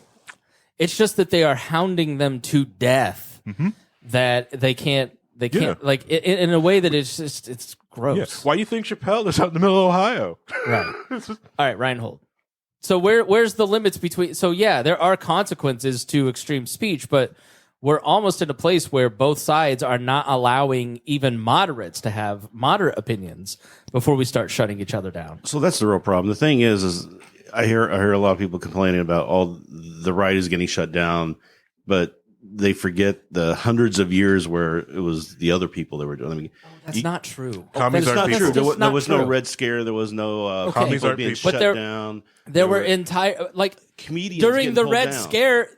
FDR was president. Woodrow Wilson was president. Like that is not a conservative. The person like doing it was you a say this all the conservative. time, and you're historically inaccurate when you say it. Really, the moral majority didn't happen. The people Yeah, like and there was tons Monty of Python counterbalance to that. had to hide because of their assassination attempts against them. None of But that stuff doesn't happened. mean that the entire predominant culture was right wing. That's not how it's No, I'm how not saying it has that. worked. I'm just saying that this happened. This has always happened. That there's been people who want to silence speech or thoughts or anything that they don't like, and they gang up and group up together and do what's called cancel culture today. Has been a part of society forever. Right, but it's like what he was saying. He was like in the town square in the 1600s. But it always existed as sort of a cute way of saying I don't want to get involved in the debate and fight for people that I don't like. Well, that's how it's always They been. literally mailed people bombs in the 70s, Spangle. Like, but that's there was a I don't riot like your in the speech 70s. having an explosive in the post. Right, which is a violation of people's right. Don't you to talk live. about Uncle Ted like that. Don't you dare talk about Uncle Ted. But here's my thing on And all those of it. people It's- are on the extremes. Yeah, the whole thing is that there's a value to some of this stuff, and then there's a misuse of some of this stuff. So there's kind of a value, like cancel culture started, and I can go through a whole history lesson on that. But Hold on. All right, let me set the shape of the debate. Your uncle thinking that Barack Obama is not a citizen. At the time, you could say whatever you want. They weren't moderating political speech, but these companies have now would work themselves into this is a dangerous racist trope that is going to get people killed, specifically Barack Obama, and we need to take off speech that talks about Barack Obama's birth certificate. We are 10 years down the road, and they are now proactively removing opinions that they don't like at these companies, be it Elon Musk's right-leaning views or Facebook's left-leaning views. And I don't know why we would argue for, well, there's consequences to saying that he's not a real citizen, and so fuck that guy. When he's not hurting anybody, he just has a wrong opinion. James? I mean, it's people don't really like. People love the idea of freedoms, right? But they don't really like freedoms. Like, for example, when you say like, I'm going to ban this speech because I don't like this speech, people try to do that all throughout history. You've never seen like a maximalist like Elon said he is. Like, I'm a maximalist on this freedom. Like, that's never been the case. Like, deep down, like most people have limits, and most people, when those limits are breached, they will get emotional, they will act. Because people like to think of humans as like robots. Like, a lot of libertarians like to think of them as robots. They're rational beings, but humans are very irrational. Humans are very impulsive. Humans do totally cruel things without even thinking about how cruel the things are, because their natural behavior is always the defense of self. That includes my ego. That includes how I behave, my lifestyle. So when something happens or speech happens that they disagree with, that threatens the way they think or the way they espouse their views, they're always going to try to reactively say, I would like this removed because I don't like it. I want these people removed from my building because I don't like these people. Like, it's throughout human history, we behave like that. So human beings, despite how we want freedom, we want to be free to do what we want, we sort of crave authority to some extent, that we want some higher power, be it a court or government, even like religion to some extent, to sort of set rules and parameters and boundaries, morals, right, wrong, good, bad, so we can behave the ways that don't offend us the most. So, like, if I was a maximalist, a full-on, like, everything goes, there's never been a society. The only way you get that is by going out into the woods and living by yourself to do what you want to do. The moment you interact with somebody else, their values and what they believe is right and wrong come into play. And if you disagree, it might be a civil disagreement, or it might be full-blown violence. You know, some people are so strongly in their convictions that they will literally fight you on a drop of a hat over shit you say. Can you fix that with human behavior? No, because you're still monkeys. You know, you're still apes, and apes behave like apes do. Like, eventually, someone comes into their territory too long, or they stay too long, you're throwing shit and hitting, like, you know, whoever's around you. I can't fix human behavior like that. No one can fix human behavior like that. That's been a constant in our, like, history since, like, the dawn of time. So, while I don't agree with them removing things that are information that they think is wrong on, like, a principle level, it's just always going to happen. There's nothing you can do with it. And if you ever had a scenario where anything goes, everything goes, the only thing that's going to happen is it turns into a shit fest. Like, 4chan was like that for a long time. Just say what you want, do what you want. Well, eventually authority comes in and solves it for you. Oh, what you're posting there? What's CP? Oh, that's got to go, because now we're going to regulate that. Now, if you're a maximalist, you let that shit on there. But it's against the law. There's a lot of shit that's against the law that people do that needs to be removed. And that's an authority coming down and putting people into silos. No. In that case, yeah, okay, you probably shouldn't post that. That's disgusting. No, you shouldn't post that. You shouldn't. We as a society, by majority rule, have said we don't want child porn. Nobody wants that. It's detrimental to everybody. Yeah. And but nobody, a maximalist nobody wants would to say. see that on Twitter, and there should be no tolerance for it. But Barack Obama's birth certificate is where we're at. What I'm talking about, like, you know, and doxing there's a fine line on doxing too, right? Like, there's no fine line on child porn. Like, well, let's not argue the extreme. Like, Barack Obama's birth certificate and something that's a little close to the line, like putting somebody's address out there, Rhinehold. It really comes down to, so the tools aren't the problem. The idea of doing this stuff it's how it's being used, why it's being used, and the implementation of it. So you can do a good thing where we canceled R. Kelly. That was where canceled. That all came from. That was, he was doing something that was wrong. Society knew it was wrong, but legally there was nothing happening. So they got to his advertisers. They got him shut down. They got him canceled. Right. So that's a positive use of doing that. And He's not canceled in my heart. He's a victim. But then there's people like the first person technically who was canceled. She had made a joke about going to Africa. Oh yeah, got on a plane. Jenny something. Yeah, by the time she got there, she had lost her job. She was a pariah. Everybody was screaming at her. I mean, there's overuse of this stuff. There's overuse of everything. Just like we think that people should be free to have guns for self-defense. That's a good idea, but also that gun can be used to go and kill a bunch of people. So where do you draw the line on that freedom? This is a point that. So I keep getting crap from the left and the right. I argued with a Mises guy yesterday about this. He's like, well, Musk's property, he can do what he wants. I'm like, I agree with you. Property rights. This is why property rights are the best way to organize a society, because all 8 of us can own a social network and have different levels of what we find as allowable speech. And then people who, listen, I'm not going to be a part of whatever James Nease is into. I'm going to Normie Land, run by Kristi Avery, where it's just Weird Al Yankovic and Chris Spangle clips, right? She is a cat girl, sir, and she is attractive. Right. Just wait till she learns how that AI get. So by separating things into private property, all of a sudden everybody has a choice, and the market then decides who has the best, right? So, but when you look at, so he was arguing, well, free speech is only about the First Amendment, and I said that's not true. You're just arguing, yes. The First Amendment is you can regulate and censor all you want as long as the government doesn't do it and it's a law.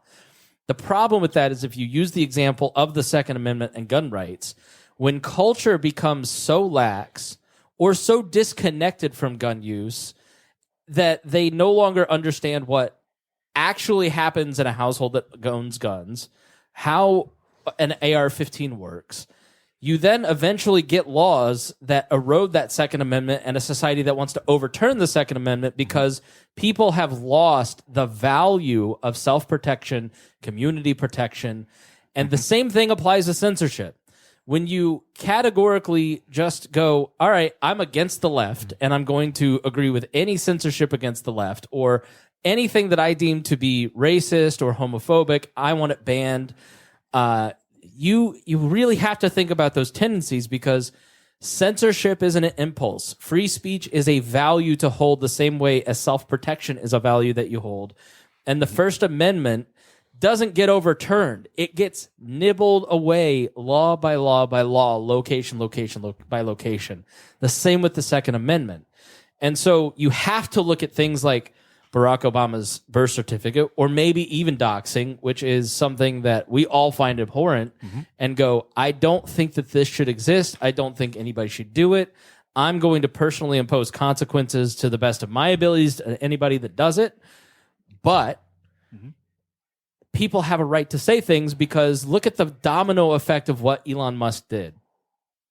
He said, I don't want these plain things out there. I didn't know they existed. Now, all of a sudden, I know that there's Twitters that exist that can follow planes and that all of this is public information. It's the Streisand effect. And then people start reporting on it. So he goes, you know what? I'm going to ban the journalists that are amplifying this. I'm going to get rid of them. So then all of a sudden, you've got the guy that writes for South Park who is building a website now to track Elon Musk's plane. He didn't get rid of it. And then yesterday he got rid of Twitter Spaces because they were talking mean about him. He got rid of Mastodon links so you couldn't go to another platform. He keeps nibbling away. And what he did is he Streisand affected this to the point that now we're talking about it and drawing attention to it because censorship always backfires. Violence backfires. These impulses to control always backfire instead of having more of an open hand. And that is the point of a libertarian society, is that you allow more openness and allow people to make decisions and use the market to then sort things out. Yeah. Harry, go ahead. You're absolutely right with that one, because like a lot of people are finding out like how planes are tracked. You know, I've had people ask me questions at work. Was like, well, how are they doing this? What's going on with that? And try to explain it's almost the exact type of system that's mimicked off of the way websites are tracked. You know, you apply for the privacy. Like everyone who owns a domain, they know they want your information, want everything about you, and they ask for it to make sure it's updated every year. That's the main other thing and planes are tracked by the exact same way, which they also put for RC controls and drone planes. So when the drone craze, remember the drones? Everyone was having drones. Well, when the Federal Commission got in, the moral panic of it. Right, yeah. They made people wanted to register your drone. So you would have to put, and that's why there's a lot of pushback on it, because you had to put, your drone had to put the marking of what your plane is, who it belongs to.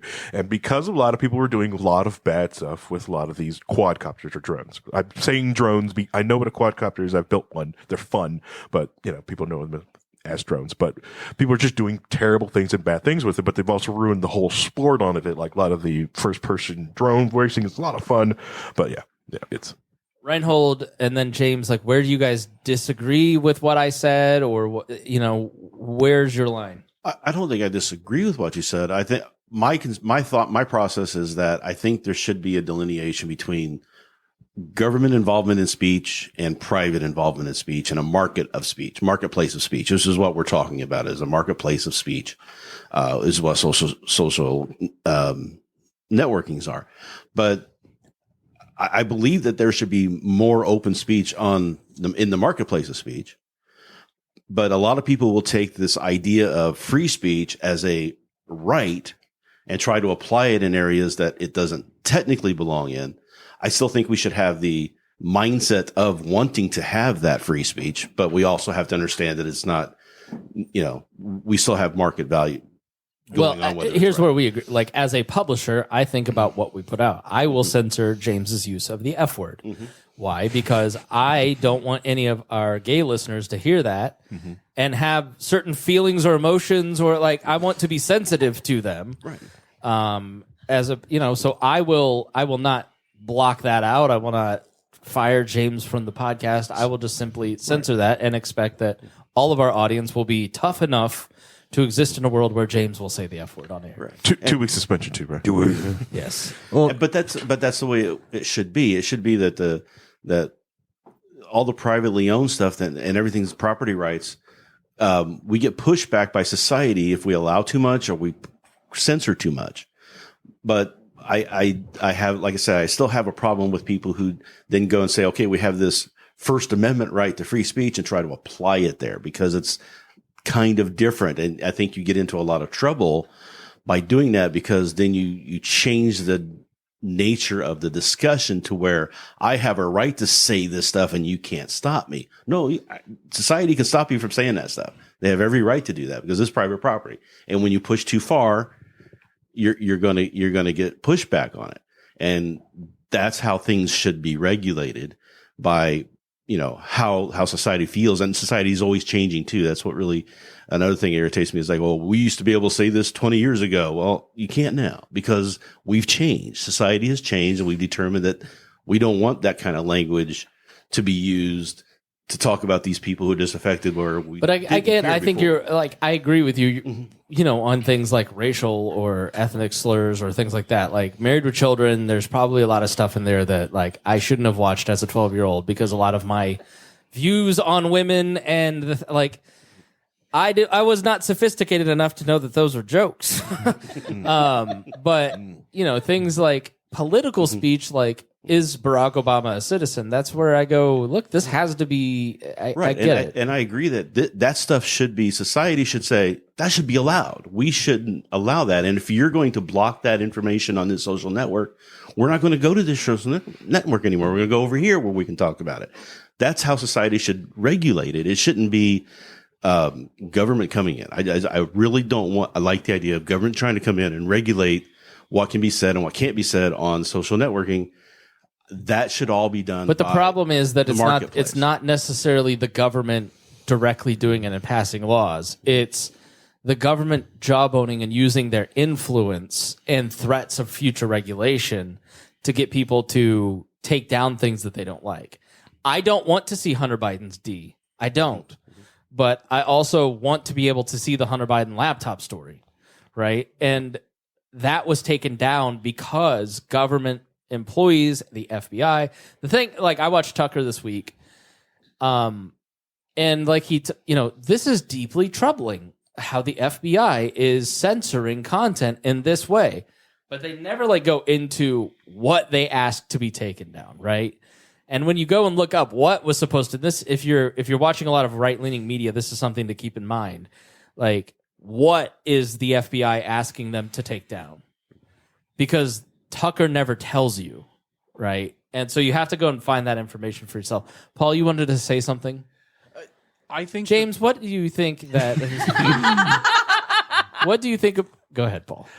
So I think that one of the big problems in this conversation is we're conflating controlling other people's speech and canceling speech with the reaction to their speech. And yes, you have a right to go on and post about is Barack Obama really a citizen or is he a secret Muslim agent born in Kenya?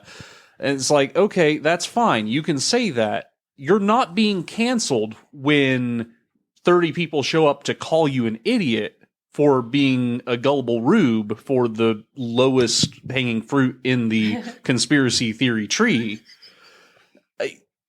The problem I see is that we have too much Harry, of that conflation. Paul is more condescending than Rhinehold, and people don't know this, but he really is. Pretty much, yeah. Do you remember like always debate about like the long form and short form birth certificate that he showed too? Yeah, having had that. He produced all of it. I have blog posts about that whole thing back in the day. I mean, it was an interesting rabbit hole for me to go down to for about 6 to 9 months. But yeah.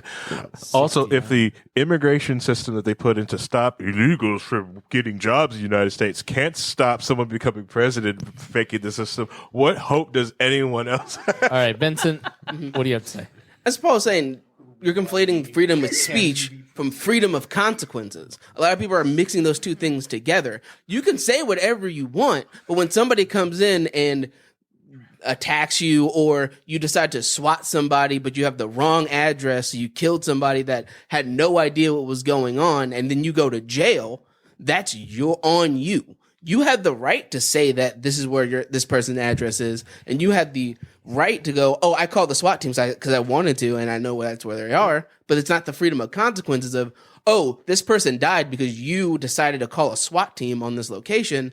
You go to jail this person goes to jail for leaking the address. This person goes to jail for calling the SWAT team, and this person goes to jail for antagonizing the whole thing altogether. Well, but what about the SWAT team for killing the innocent people? Well, that's where the non-aggression principle comes in. If you are using another agency, if you are outsourcing violence because you're not personally going to go run in guns blazing to somebody else's house, so you SWAT them hoping that the police will kill them, that's still immoral. That's still a violent act against somebody. If you are doxing somebody, you can argue that if you are putting somebody's address out there like Brett Kavanaugh's and saying, here's his address, go protest. All right, go protest, right? I personally do not think that we should engage as a society in that way, that Brett Kavanaugh's opinions and Keith Olbermann's opinions should be open to be criticized, but you should not be protesting outside of their houses.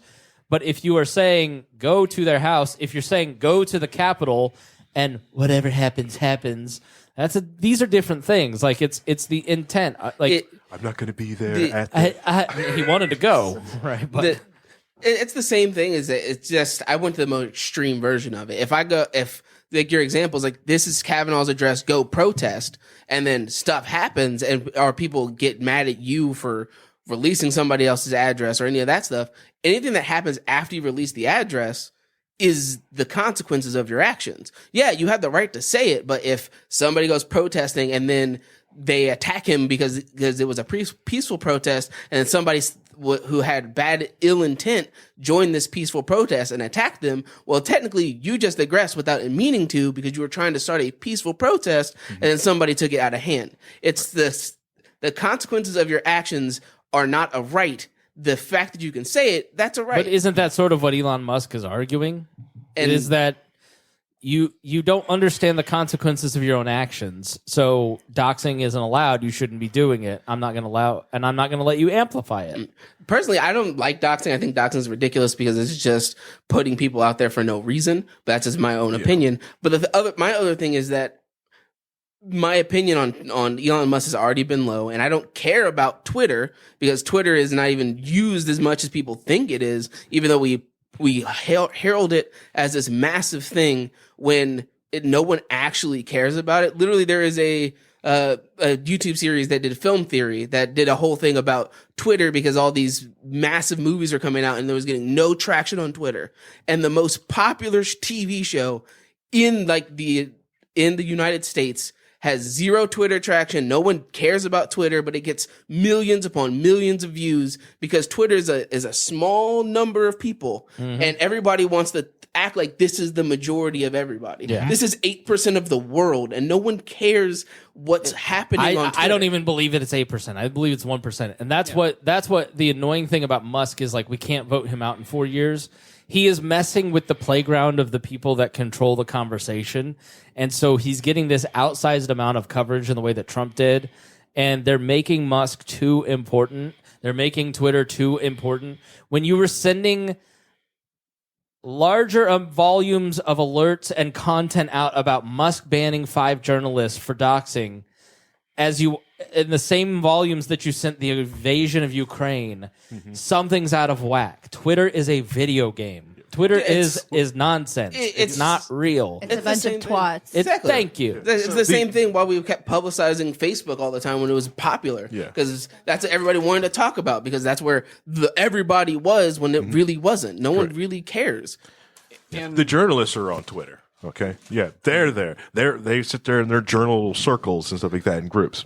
And to bring it into more of a legalistic view, when you're dealing with the difference between swatting and doxing, there is a foreseeability factor. Like, are the consequences of releasing James's address because he dropped the FA word? I have a Roomba, and I'm not telling you what's on the Roomba, but you're free to come fight the Roomba. Are the consequences of saying, well, here's where this guy lives, is the foreseeable bad outcome of that as likely, as reasonably expected as calling a SWAT team and telling them, yeah, I just murdered my wife and 2 kids and I'm gonna shoot any cop that comes in this door, which is like the standard script for getting somebody swatted. Noted.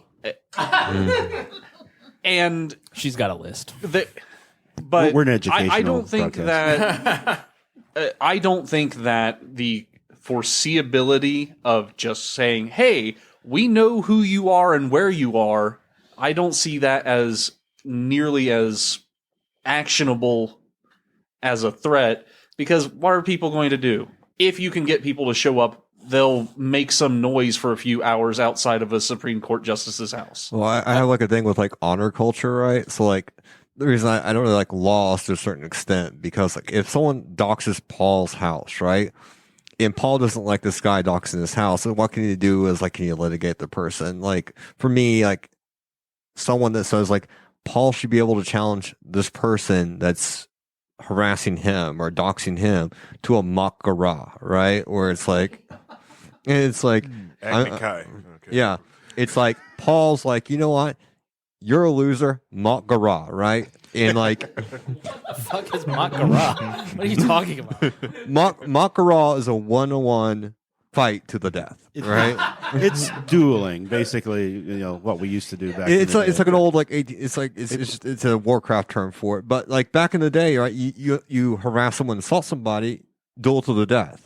Well, or first blood. A lot of blood. duels were first blood. In the modern era, it's 1v1 me, bro. That's what it is now. You casual get good. 1v1 me, bro. I can beat you. No items. Let's go. But like my U.S. society is like, you know, like in a futuristic society, like if we do leave the planet, we have our own little like cool space colonies like thousands of years in the future, right? Is like get rid of the structures like the way these laws is. If someone assaults you in your little fortress of solitude around like Mercury, right? Challenge the Makara, like my spacesuit versus your spacesuit, right? Like we'll do an independent system like that. And I think that solves a lot more problems than trying to arbitrate it or legalize it, where it's like, you know what, Paul, choose your champion, brother. Who's going to be your champion? Who's going to fight this dude calling you a scrub? Did you imagine that when you did this podcast and we were going to talk about Christmas that we would get into back dueling? Makara. I'm all for bringing back dueling. Well, that's why I love having James here and Miranda to some extent too. You never know where things are going to go. Like sometimes you just got to beat somebody's ass, right? That's like, still the way, though. And it's like, yeah, but it's just now you can't be as forward about it, you know, because people do want to take. Well, I feel we're beating each other's ass with words and. People are outsourcing things to the government, and there are cases of violence where the police don't do anything, they don't help you, and there's no recourse, and so guys get to just do whatever they want to do because nobody's actually doing anything. And this is where James, that's real life for it, me. it is a real life. I'm more anarchist. Let Miranda talk. I want to hear what she has to say. Yeah, about I mean the bottom line is a lot of times it's the rules in the game suck and they are stacked against you. But when you realize that you're getting no help out, then you start to play. How can I play this for myself, or how can I use? If nobody's going to police this person for doing this, then okay, I guess I can just do whatever I want to do to that person, Right. and nobody's going to say shit to me. Yeah. And so the corruption of Snatch the that government, wig. and I don't mean like corruption of taking money, but just the general corruption of the American system, because we have criminalized too many things. Police have too much to do. Yep. So they don't actually go after people who are violent, or like this kid in the shooting in the club in California. I read an article 2 days ago that the judge in 2021 that sentenced him, he couldn't sentence him to a crime, but he said this man needs serious intervention or he is going to cause significant violence and people are going to die. And the FBI was investigating him. Every single one of these guys that go up and we have a mass shooting, they're known to the FBI and they're known to local authorities. But there's nothing that can be done about them. Oh, the FBI does do stuff with them. It's called, I have a cool Dropbox for you, bro. You want to come get it? What does that mean?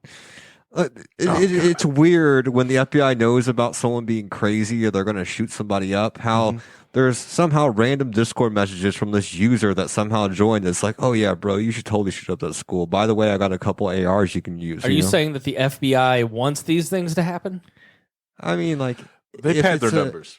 If it's like a reoccurring thing that like they'll push you. Yeah, they'll push. The FBI will do like certain things to try to entrap you to a certain extent. Like if they know like someone's like a danger, right, or like someone's in a cult, they might send in sleeper agents. They might engage in interaction with this person, try to goad them to do something. That happened with Whitmer, right? Yeah. Yes. Yeah.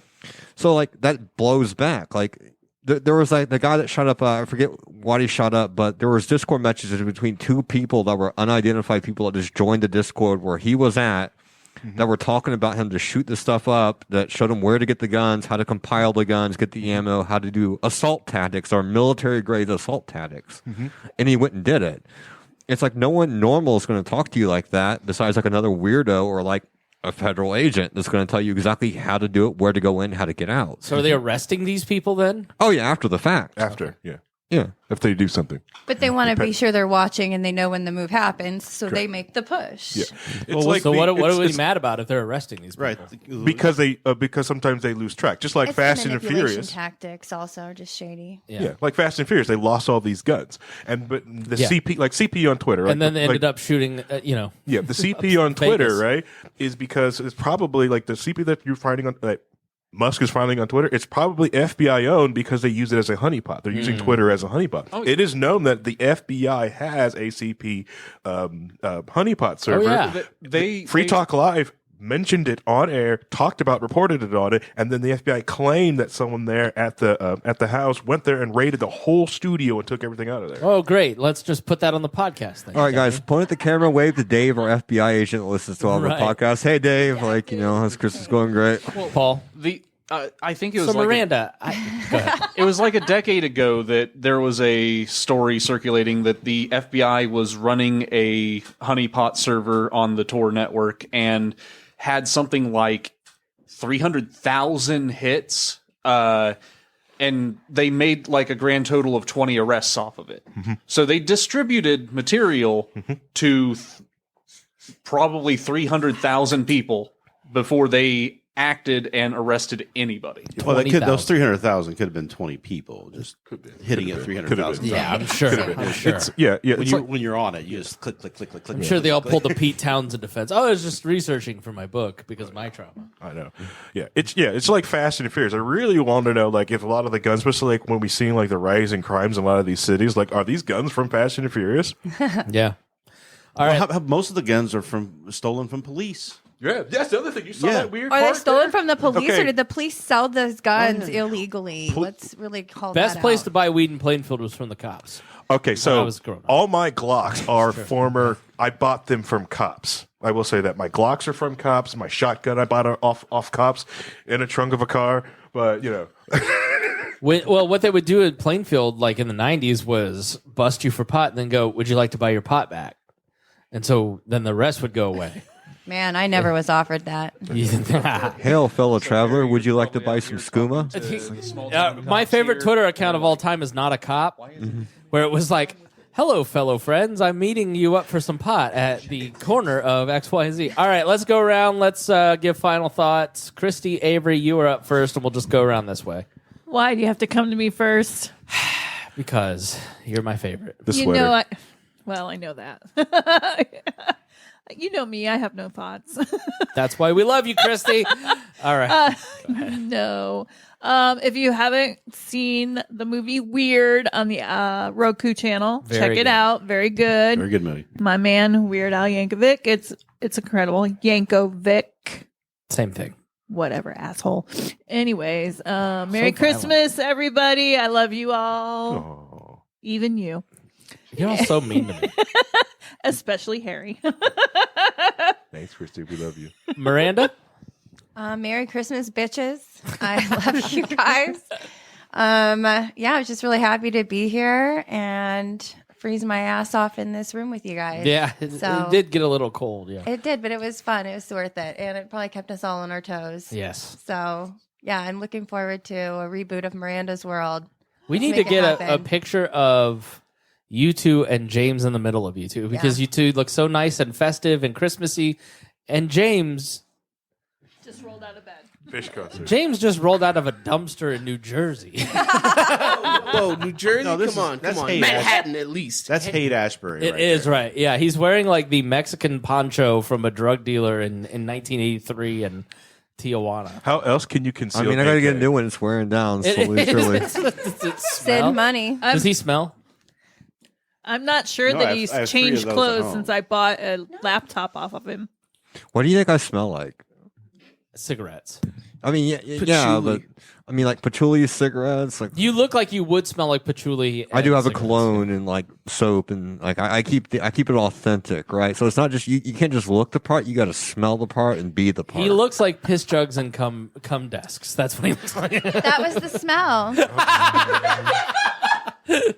It's a candle I have at home also. Bed Bath James and in my heart. Bed Bath and Beyond sells the cum desks and piss jug candle. Do you have some vomit bags? Yeah. I mean, I won't lie. Like I did sort of piss in a jug like last night because I'm trying. Like I was in a queue for Overwatch competitive, and like I didn't want to get like booted from it. So I'm like, you know what? I can't go piss. I got to piss really fucking bad. So I'm like, you know what? I'm gonna piss in this water bottle, throw it in the trash. I'm gonna clap this fucking Roadhog, dude. And we're gonna go. Have you ever pissed in a jug, Miranda? I mean, I've peed in a lot of cups. There's no shame in pissing in drugs. Truckers do it, and they're America's cowboys. Gamers do it, and they're like literally alpha chads. I mean, like, you know, gamers are like top 10 people, and like, you know, you looked at the dick size chart, they're above Chris Galt, the team. You know, it's not the peeing in the cup that bothers me. It's when I hand that warm cup with pee on the outside of it to someone else. Right. That's when it stops being Do people fun. pay you for that? Oh, no. That was when I was in a relationship with the state of Indiana. Oh. Consensual or? Not consensual. We're not together anymore, and do not fucking call her right. Are you like a piss jug person? Or are you the type of person to piss off your back porch because you're too ass to go inside? Because there's people that piss off their back porch. Oh, I'm an outdoor pisser. Yeah, there we go. I have a neighbor now, but before I had a neighbor, when I was out working in the yard, I would go over. So we're in a duplex, and so we share a garage, and then he has a fence, and then I go back kind of hidden and piss along his fence line where nobody could see me because I just didn't want to go inside. I was like, you know what? I'm a man. I'm going to piss outside. And you're not really all free unless you It's piss a on little your back different when porch. you have like 5 acres in the Yeah. countryside. I'm in downtown Indianapolis, by the way. Honestly, I was never an outside peer until Yeah. I worked security on the on Southport, and I was in that parking lot for 12 hours at a time. I didn't always want to drive to Meyer, and I would just, and there's cameras in that parking lot. I didn't give two shits. I would literally just get out and squat. And Miranda pee showed anywhere. up. She tried to go straight, and she was working this job doing security right by my house. I would take my bikini and my lawn chair, and I would sit out in the parking lot. She came over one time, and she's wearing a dress that is so short you could see the bottom of her ass cheeks. It was low cut, and she had her titties out perfectly. She looked a 10 out of 10. She was like all like oiled up and glistening, hair and makeup done. Like she looked like she was like going to a club. And I go, "What are you doing tonight?" And she goes, "Oh, I'm going to sit in my car and work security over at the warehouse." And I go, "What do you," and she was wearing heels. I go, "What do you do if somebody shows up?" She goes, "I'm going to chase their ass down." And I go, "Dressed like that?" And she goes, "Do you think they're going to run from me?" I was like, "This is the greatest fucking security guard I've ever met." That's in my called life. entrapment. It's called entrapment. You know, it never worked though. I would sit out there by myself I would have to do things to stay busy. I would do my nails, my makeup. I would take the free weights. You were so bored. Oh yeah. Oh God, yeah. It was. It was boring. It was okay though, because I was actually on house arrest, so it got me out of the house for 12 hours at a time. Did you have the ankle thing on while you did it? Oh hell yeah! Nice. Yeah, that's so funny too, because I mean, obviously my employers were not aware of that. That's their problem. Yeah, that's their problem. That's a special tag, though. Yeah, I'm I'm Some on people house prefer arrest. the ankle, though. I'm on house arrest, but I'm doing security free. Yeah. It's a good background check. No one can keep your property safer than a felon. That is true. I would chase you outside the block, but it's 9 o'clock. I got to count into the house. So, like, if you want to stay here until I get back after I check in with the parole office, it's on you. Those but, ankle things they're never on. That's a scam. Well, no. Okay, so the one I had was just the old one, and it would just connect to my box at home. So it would let them know when I was there or if I was not there. But nowadays in Hamilton, or at least in like, not in Hamilton County, but in Marion County, they do the GPS bracelet on everybody. And actually, no, it is like because my girlfriend, I almost said her name. So my girlfriend, she's not in trouble anymore, but she was on house arrest, and she had figured out how to get her bracelet off. And so she would take it off and leave. Well, one time she almost got in trouble because it hadn't moved in for X amount of time. So they showed up at her house. So then she learned to put it on an oscillating fan. There's nobody who can protect your property better than criminals. Well, that's Strap what you it do to is a you get cat. it's your new cat collar, right? You're right, yeah. There you go. It's like fancy one. Why are they sprinting through the house at 3 a.m.? It's the reason why the best hackers don't work for the government. They work for private companies. Yeah. You know, some of the, I remember when former employer asked me to look at the security of one of the offices, and I showed him how I could, and I just got inside. Yeah. You know, like, well, they were basically questioning my background check after that, because they were like, how did you get in so easily? It's like, no, I just talked to people who've done this stuff. But yeah. Final thoughts, James. Go ahead.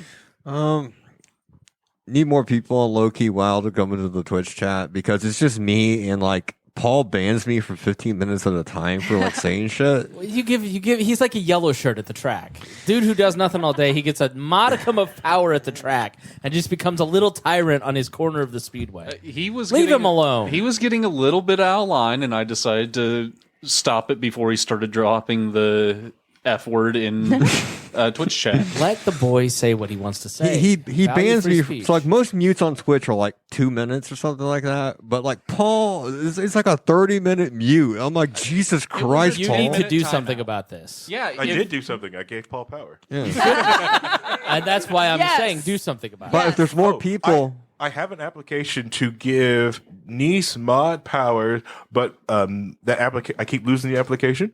I put it on my desk. Somehow it just goes away. I don't know what's going on. So eventually, Nease will get mod powers on the Twitch page. see, we get more people. Like it's like this, right? But instead of talking politics, you're talking degenerate, right? So it's like, if you're not into politics, but you like We Are Libertarians, but you want to talk some like real skanky degenerate shit, like where's the best place to find lot lizards at, and like I-75. Miranda, Oh my God. you're perfect for this. Yes, and actually, just last night we were talking about starting a tow company called Lot Lizards. Yeah. And we're going to keep bumper stickers. And so every time we tow a car, they get a bumper sticker, and we'll just toss it in the window or whatever. And it's going to be like, you got licked. So you can come on low key WAL and talk about being a lot lizard, and that's totally cool. And you can say whatever you want Every Monday night at 9 p.m. on Twitch, and you know. I don't know. And Facebook is on Facebook, and YouTube. Yeah, we're going to do our long form show on December 30th, which you are welcome to come. Okay. Do you work on Monday nights? Sometimes, not usually, but yeah. Yeah. You should join the show. It'd be Yeah, fun. I definitely should. And if you're hot, Paul won't ban you because Paul will simp. All right, he's that type of I'll moderator. squeeze his wiener. He's that type of moderator. Like, let's be real. Like, I've seen it in action. I'm not dropping names. You but literally, you could get 5 F words for one lap dance from Paul. Exactly. It's one lap dance, and you he's leave got- Ace alone. He's always there. You leave him alone. Yeah, we love Ace. Paul's like, oh, a male saying terrible stuff banned. Like, oh, he is goth mommy, big milky goth mommy. Oh, cool. You're free to say what you want. Are we done with these final character assassinating thoughts? No, Paul, if they were no, not, I'm not. In the world of We Are Libertarians in the hierarchy, James Nease has seniority over Paul. He brings more to this show by being nuts. over I was Paul, on who's episode 2, sensible. and I brought nachos Yeah. and like ordered just a pizza, the 2-for-1 pizza deal. Brought the first libertarian thing, Paul. So honor the hierarchy and seniority and give him the mod powers and not Paul. I told you, Nease's application for mod abilities is up there. It just needs to get approved and wrapped up by the other mods. You're like a Freedom of Information. You know what? You're right. you I have should been- do something about it. I'm going to form a blue ribbon committee with myself and Paul and Kristi. For $8 a month, you can be a part of Wall Blue. All right. And we will look into his application being lost. It's We should be able to do something about that. just DM me nudes, you get mod. I'm gonna keep it like a Discord moderator, Vincent, right? get on that. Send him nudes. Send me nudes, Discord mod, you get mod privileges. Like, let's No, go. I'm good. Vincent, If you need final someone thoughts. to take the butthole pics for you, I got you. I got a stand now. Okay, thank you. You get a better angle though if you just give it the old reach around. Right, Kristi? Vincent, go ahead. In general, Christmas is okay. It's a mediocre holiday, in my opinion. So That's Grinch as fuck. Yeah, it is. Yeah, it is, dude. misanthrope. I'm motherfucker. working both Christmas Eve and Christmas Day. I don't care. You're bringing that joy to everyone. Absolutely. He's like, I like Hanukkah better because I get 7 days of gifts. He's more of a Kwanzaa guy. Half a Kwanzaa guy. I was gonna say, if he was gonna say like, Hanukkah's mediocre, I'm like, well, that's anti-Semitic. Oh shit. Then on the doxing aspect, don't be a dick to people. Just treat people how you want to be treated. If somebody's being a dick, call them out and just treat other people nicely. Also, watch Low Key Wall on Mondays at 9:00 because we always do, even though Spangle hates to acknowledge us and refuses to watch us. So we I actually hear more about you Are we fuckers doing than that anybody here? else now. Does So, that happen here? no, it's actually online. It's all digital. That's my problem. do you I need a to probably- webcam? Do you have a computer? No. You have a phone? Yeah. Yeah, You can use your phone. can use You your can use your phone. phone. Yeah. On Jackie came in and she yeah, used her when phone. we did the on 30. the I got on the 30th. Yeah, a ring light setup that I'll send you. It's like $30, and Okay. it holds your phone, and you have a light, and it'll work. That's what I want for Christmas. I want to help her out. I will help. I will help Miranda. I love Miranda. She's so funny, and she's talented, and And she Paul. needs to Thank you. be on low key wall and Yeah. all that stuff. Gotta be that's high all key. digital. And the Low Key Wall on Mondays, we all just get on StreamYard and just watch and talk about stuff. And on the 30th, we're gonna do a 4-hour. Everybody hang out, chill. It's unfortunately mostly anime right now. I mean, It is I what got it big is. titties. She does. she's more qualified than you are at this point. Literally everybody in this room except James has big titties. Harry's are more like pecs, but Thank you. I work on these. Rhinehold, final thoughts. Harry's more focused on his outer booty than anything. That's true. Yes, true. I've been. He has a great ass. Yeah. I go to Pilates class to work on my booty. All right. I've been doing it for 2 years. It's done nothing for me. You got to get the band on it too. Yeah. Yeah. And you got to get the proper shorts. I got these really nice spandex ones that grab it. Well, Really, Harry, really our nice. genetics are different. Go ahead, Rhinehold. Just I don't know what to say at this point. Just have Merry Christmas to everybody and have a Happy New Year. All right, Paul. Yeah, Merry Christmas to everybody. Doxing is not cool, but it really is not as much of a deal as Mr. Musk is making it out to be. So don't do it unless you have a really good reason, kids. Just like drugs. Yeah. That was inspirational. Don't worry, Paul. Your Adderall's on the way. It's fine. So Low Key Wall Mondays nights at 9:00 Eastern Standard Time. The fastest growing show on the We Are Libertarians Network. We also do our long form show. We do it once a month per Rhinehold's contract. We're going to do it on December 30th this time. So we're going to have a good 4-hour plus or 4-hour show, maybe plus. It may go longer. Hopefully. And we do plan on going through the rest of the year to be using this studio to also do those Friday episodes, to come here and do those. I don't know. We're not doing all of them there because that's harder on Rhinehold, especially if we have to have him come for a 4-hour stay log and then go home, then come back. I know, and I feel bad. Like, he's the oldest guy in the room, but we made him sit on a step ladder. We offered Paul's lap. He chose to sit on the step ladder. It's cool. My back is. I needed to stand. Most Sometimes of the it's time. nice to stand. Yeah. Yeah. Yeah, so yeah, It helps me stay awake too. Harry, go ahead. yeah. So maybe we'll get a bed here, so Rhinehold doesn't have to like go home that night. You know, but I'm scared to get a bed here because then like I have- hard to I kick have- Kristi out because she'll probably like stay here for weekends. You gotta get Rhinehold those like those attachments you put on cigarettes to make them smokeless, so the smoke doesn't go anywhere. So you put cigarette, and then he'll fucking stay here all day, dude. Kristi's looking at me right now. Is like, yeah, we need to get a bed here in the studio. A dog bed. Yeah. No pets. And make No it pets. 420 No pets. friendly. He barely allows my squish in. The basement's 420 friendly. Okay. All right, my final thoughts is I got Harry a gift. Very thoughtful gift. He's the only one to receive this gift because there is only one of it. Rent money? No, it is Money from the internet?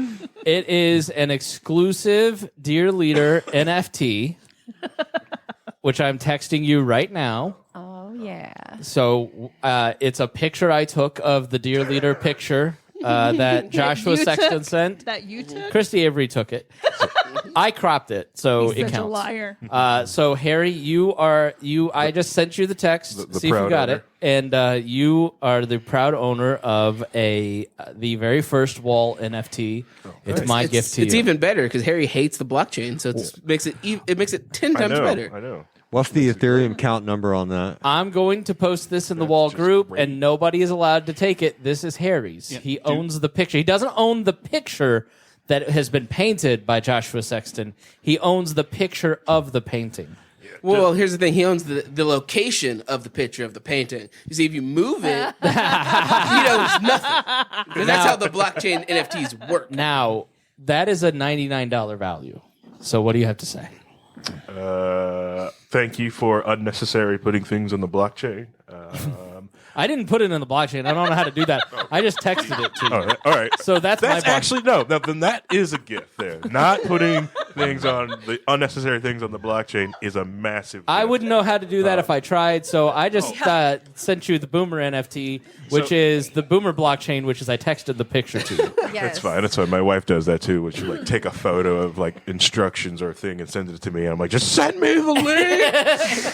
Yeah, Dear being leader. broke, Yes, I've ma'am. had to resort to giving people the gift of not doing things that they hate this Christmas. That's fine. Then why are you here? So you're going to call it Versailles now, right? You're going to call it Versailles now, right? Is this what it is? Is it going to be Versailles from now on? Christy, what were you going to say? Shouldn't the Dear Leader NFT be worth more than Donald Trump's NFT? You know what? It's worth $101. It's 101 priceless. Yes. 101 dear leader bucks. Those actually went up in price. There's one that's going for like $3,000 right now because like valuation and scalping on Ethereum right now. So like the earlier you buy the Donald Trump NFTs, the higher the price goes. So you get into it when it's about like $8,000 before you cash it out. It's ridiculous. All right. Thanks, everybody, for listening. We hope you have a Merry Christmas and a great New Year. We will be back in the new year at some point in January. We'll have another one of these shows talking about anything other than Elon Musk, I promise, unless, he like commits a nuclear war. But we appreciate it. Thank you so much for joining us. Thank you for being patrons. If you are a patron, if you're not, please sign up.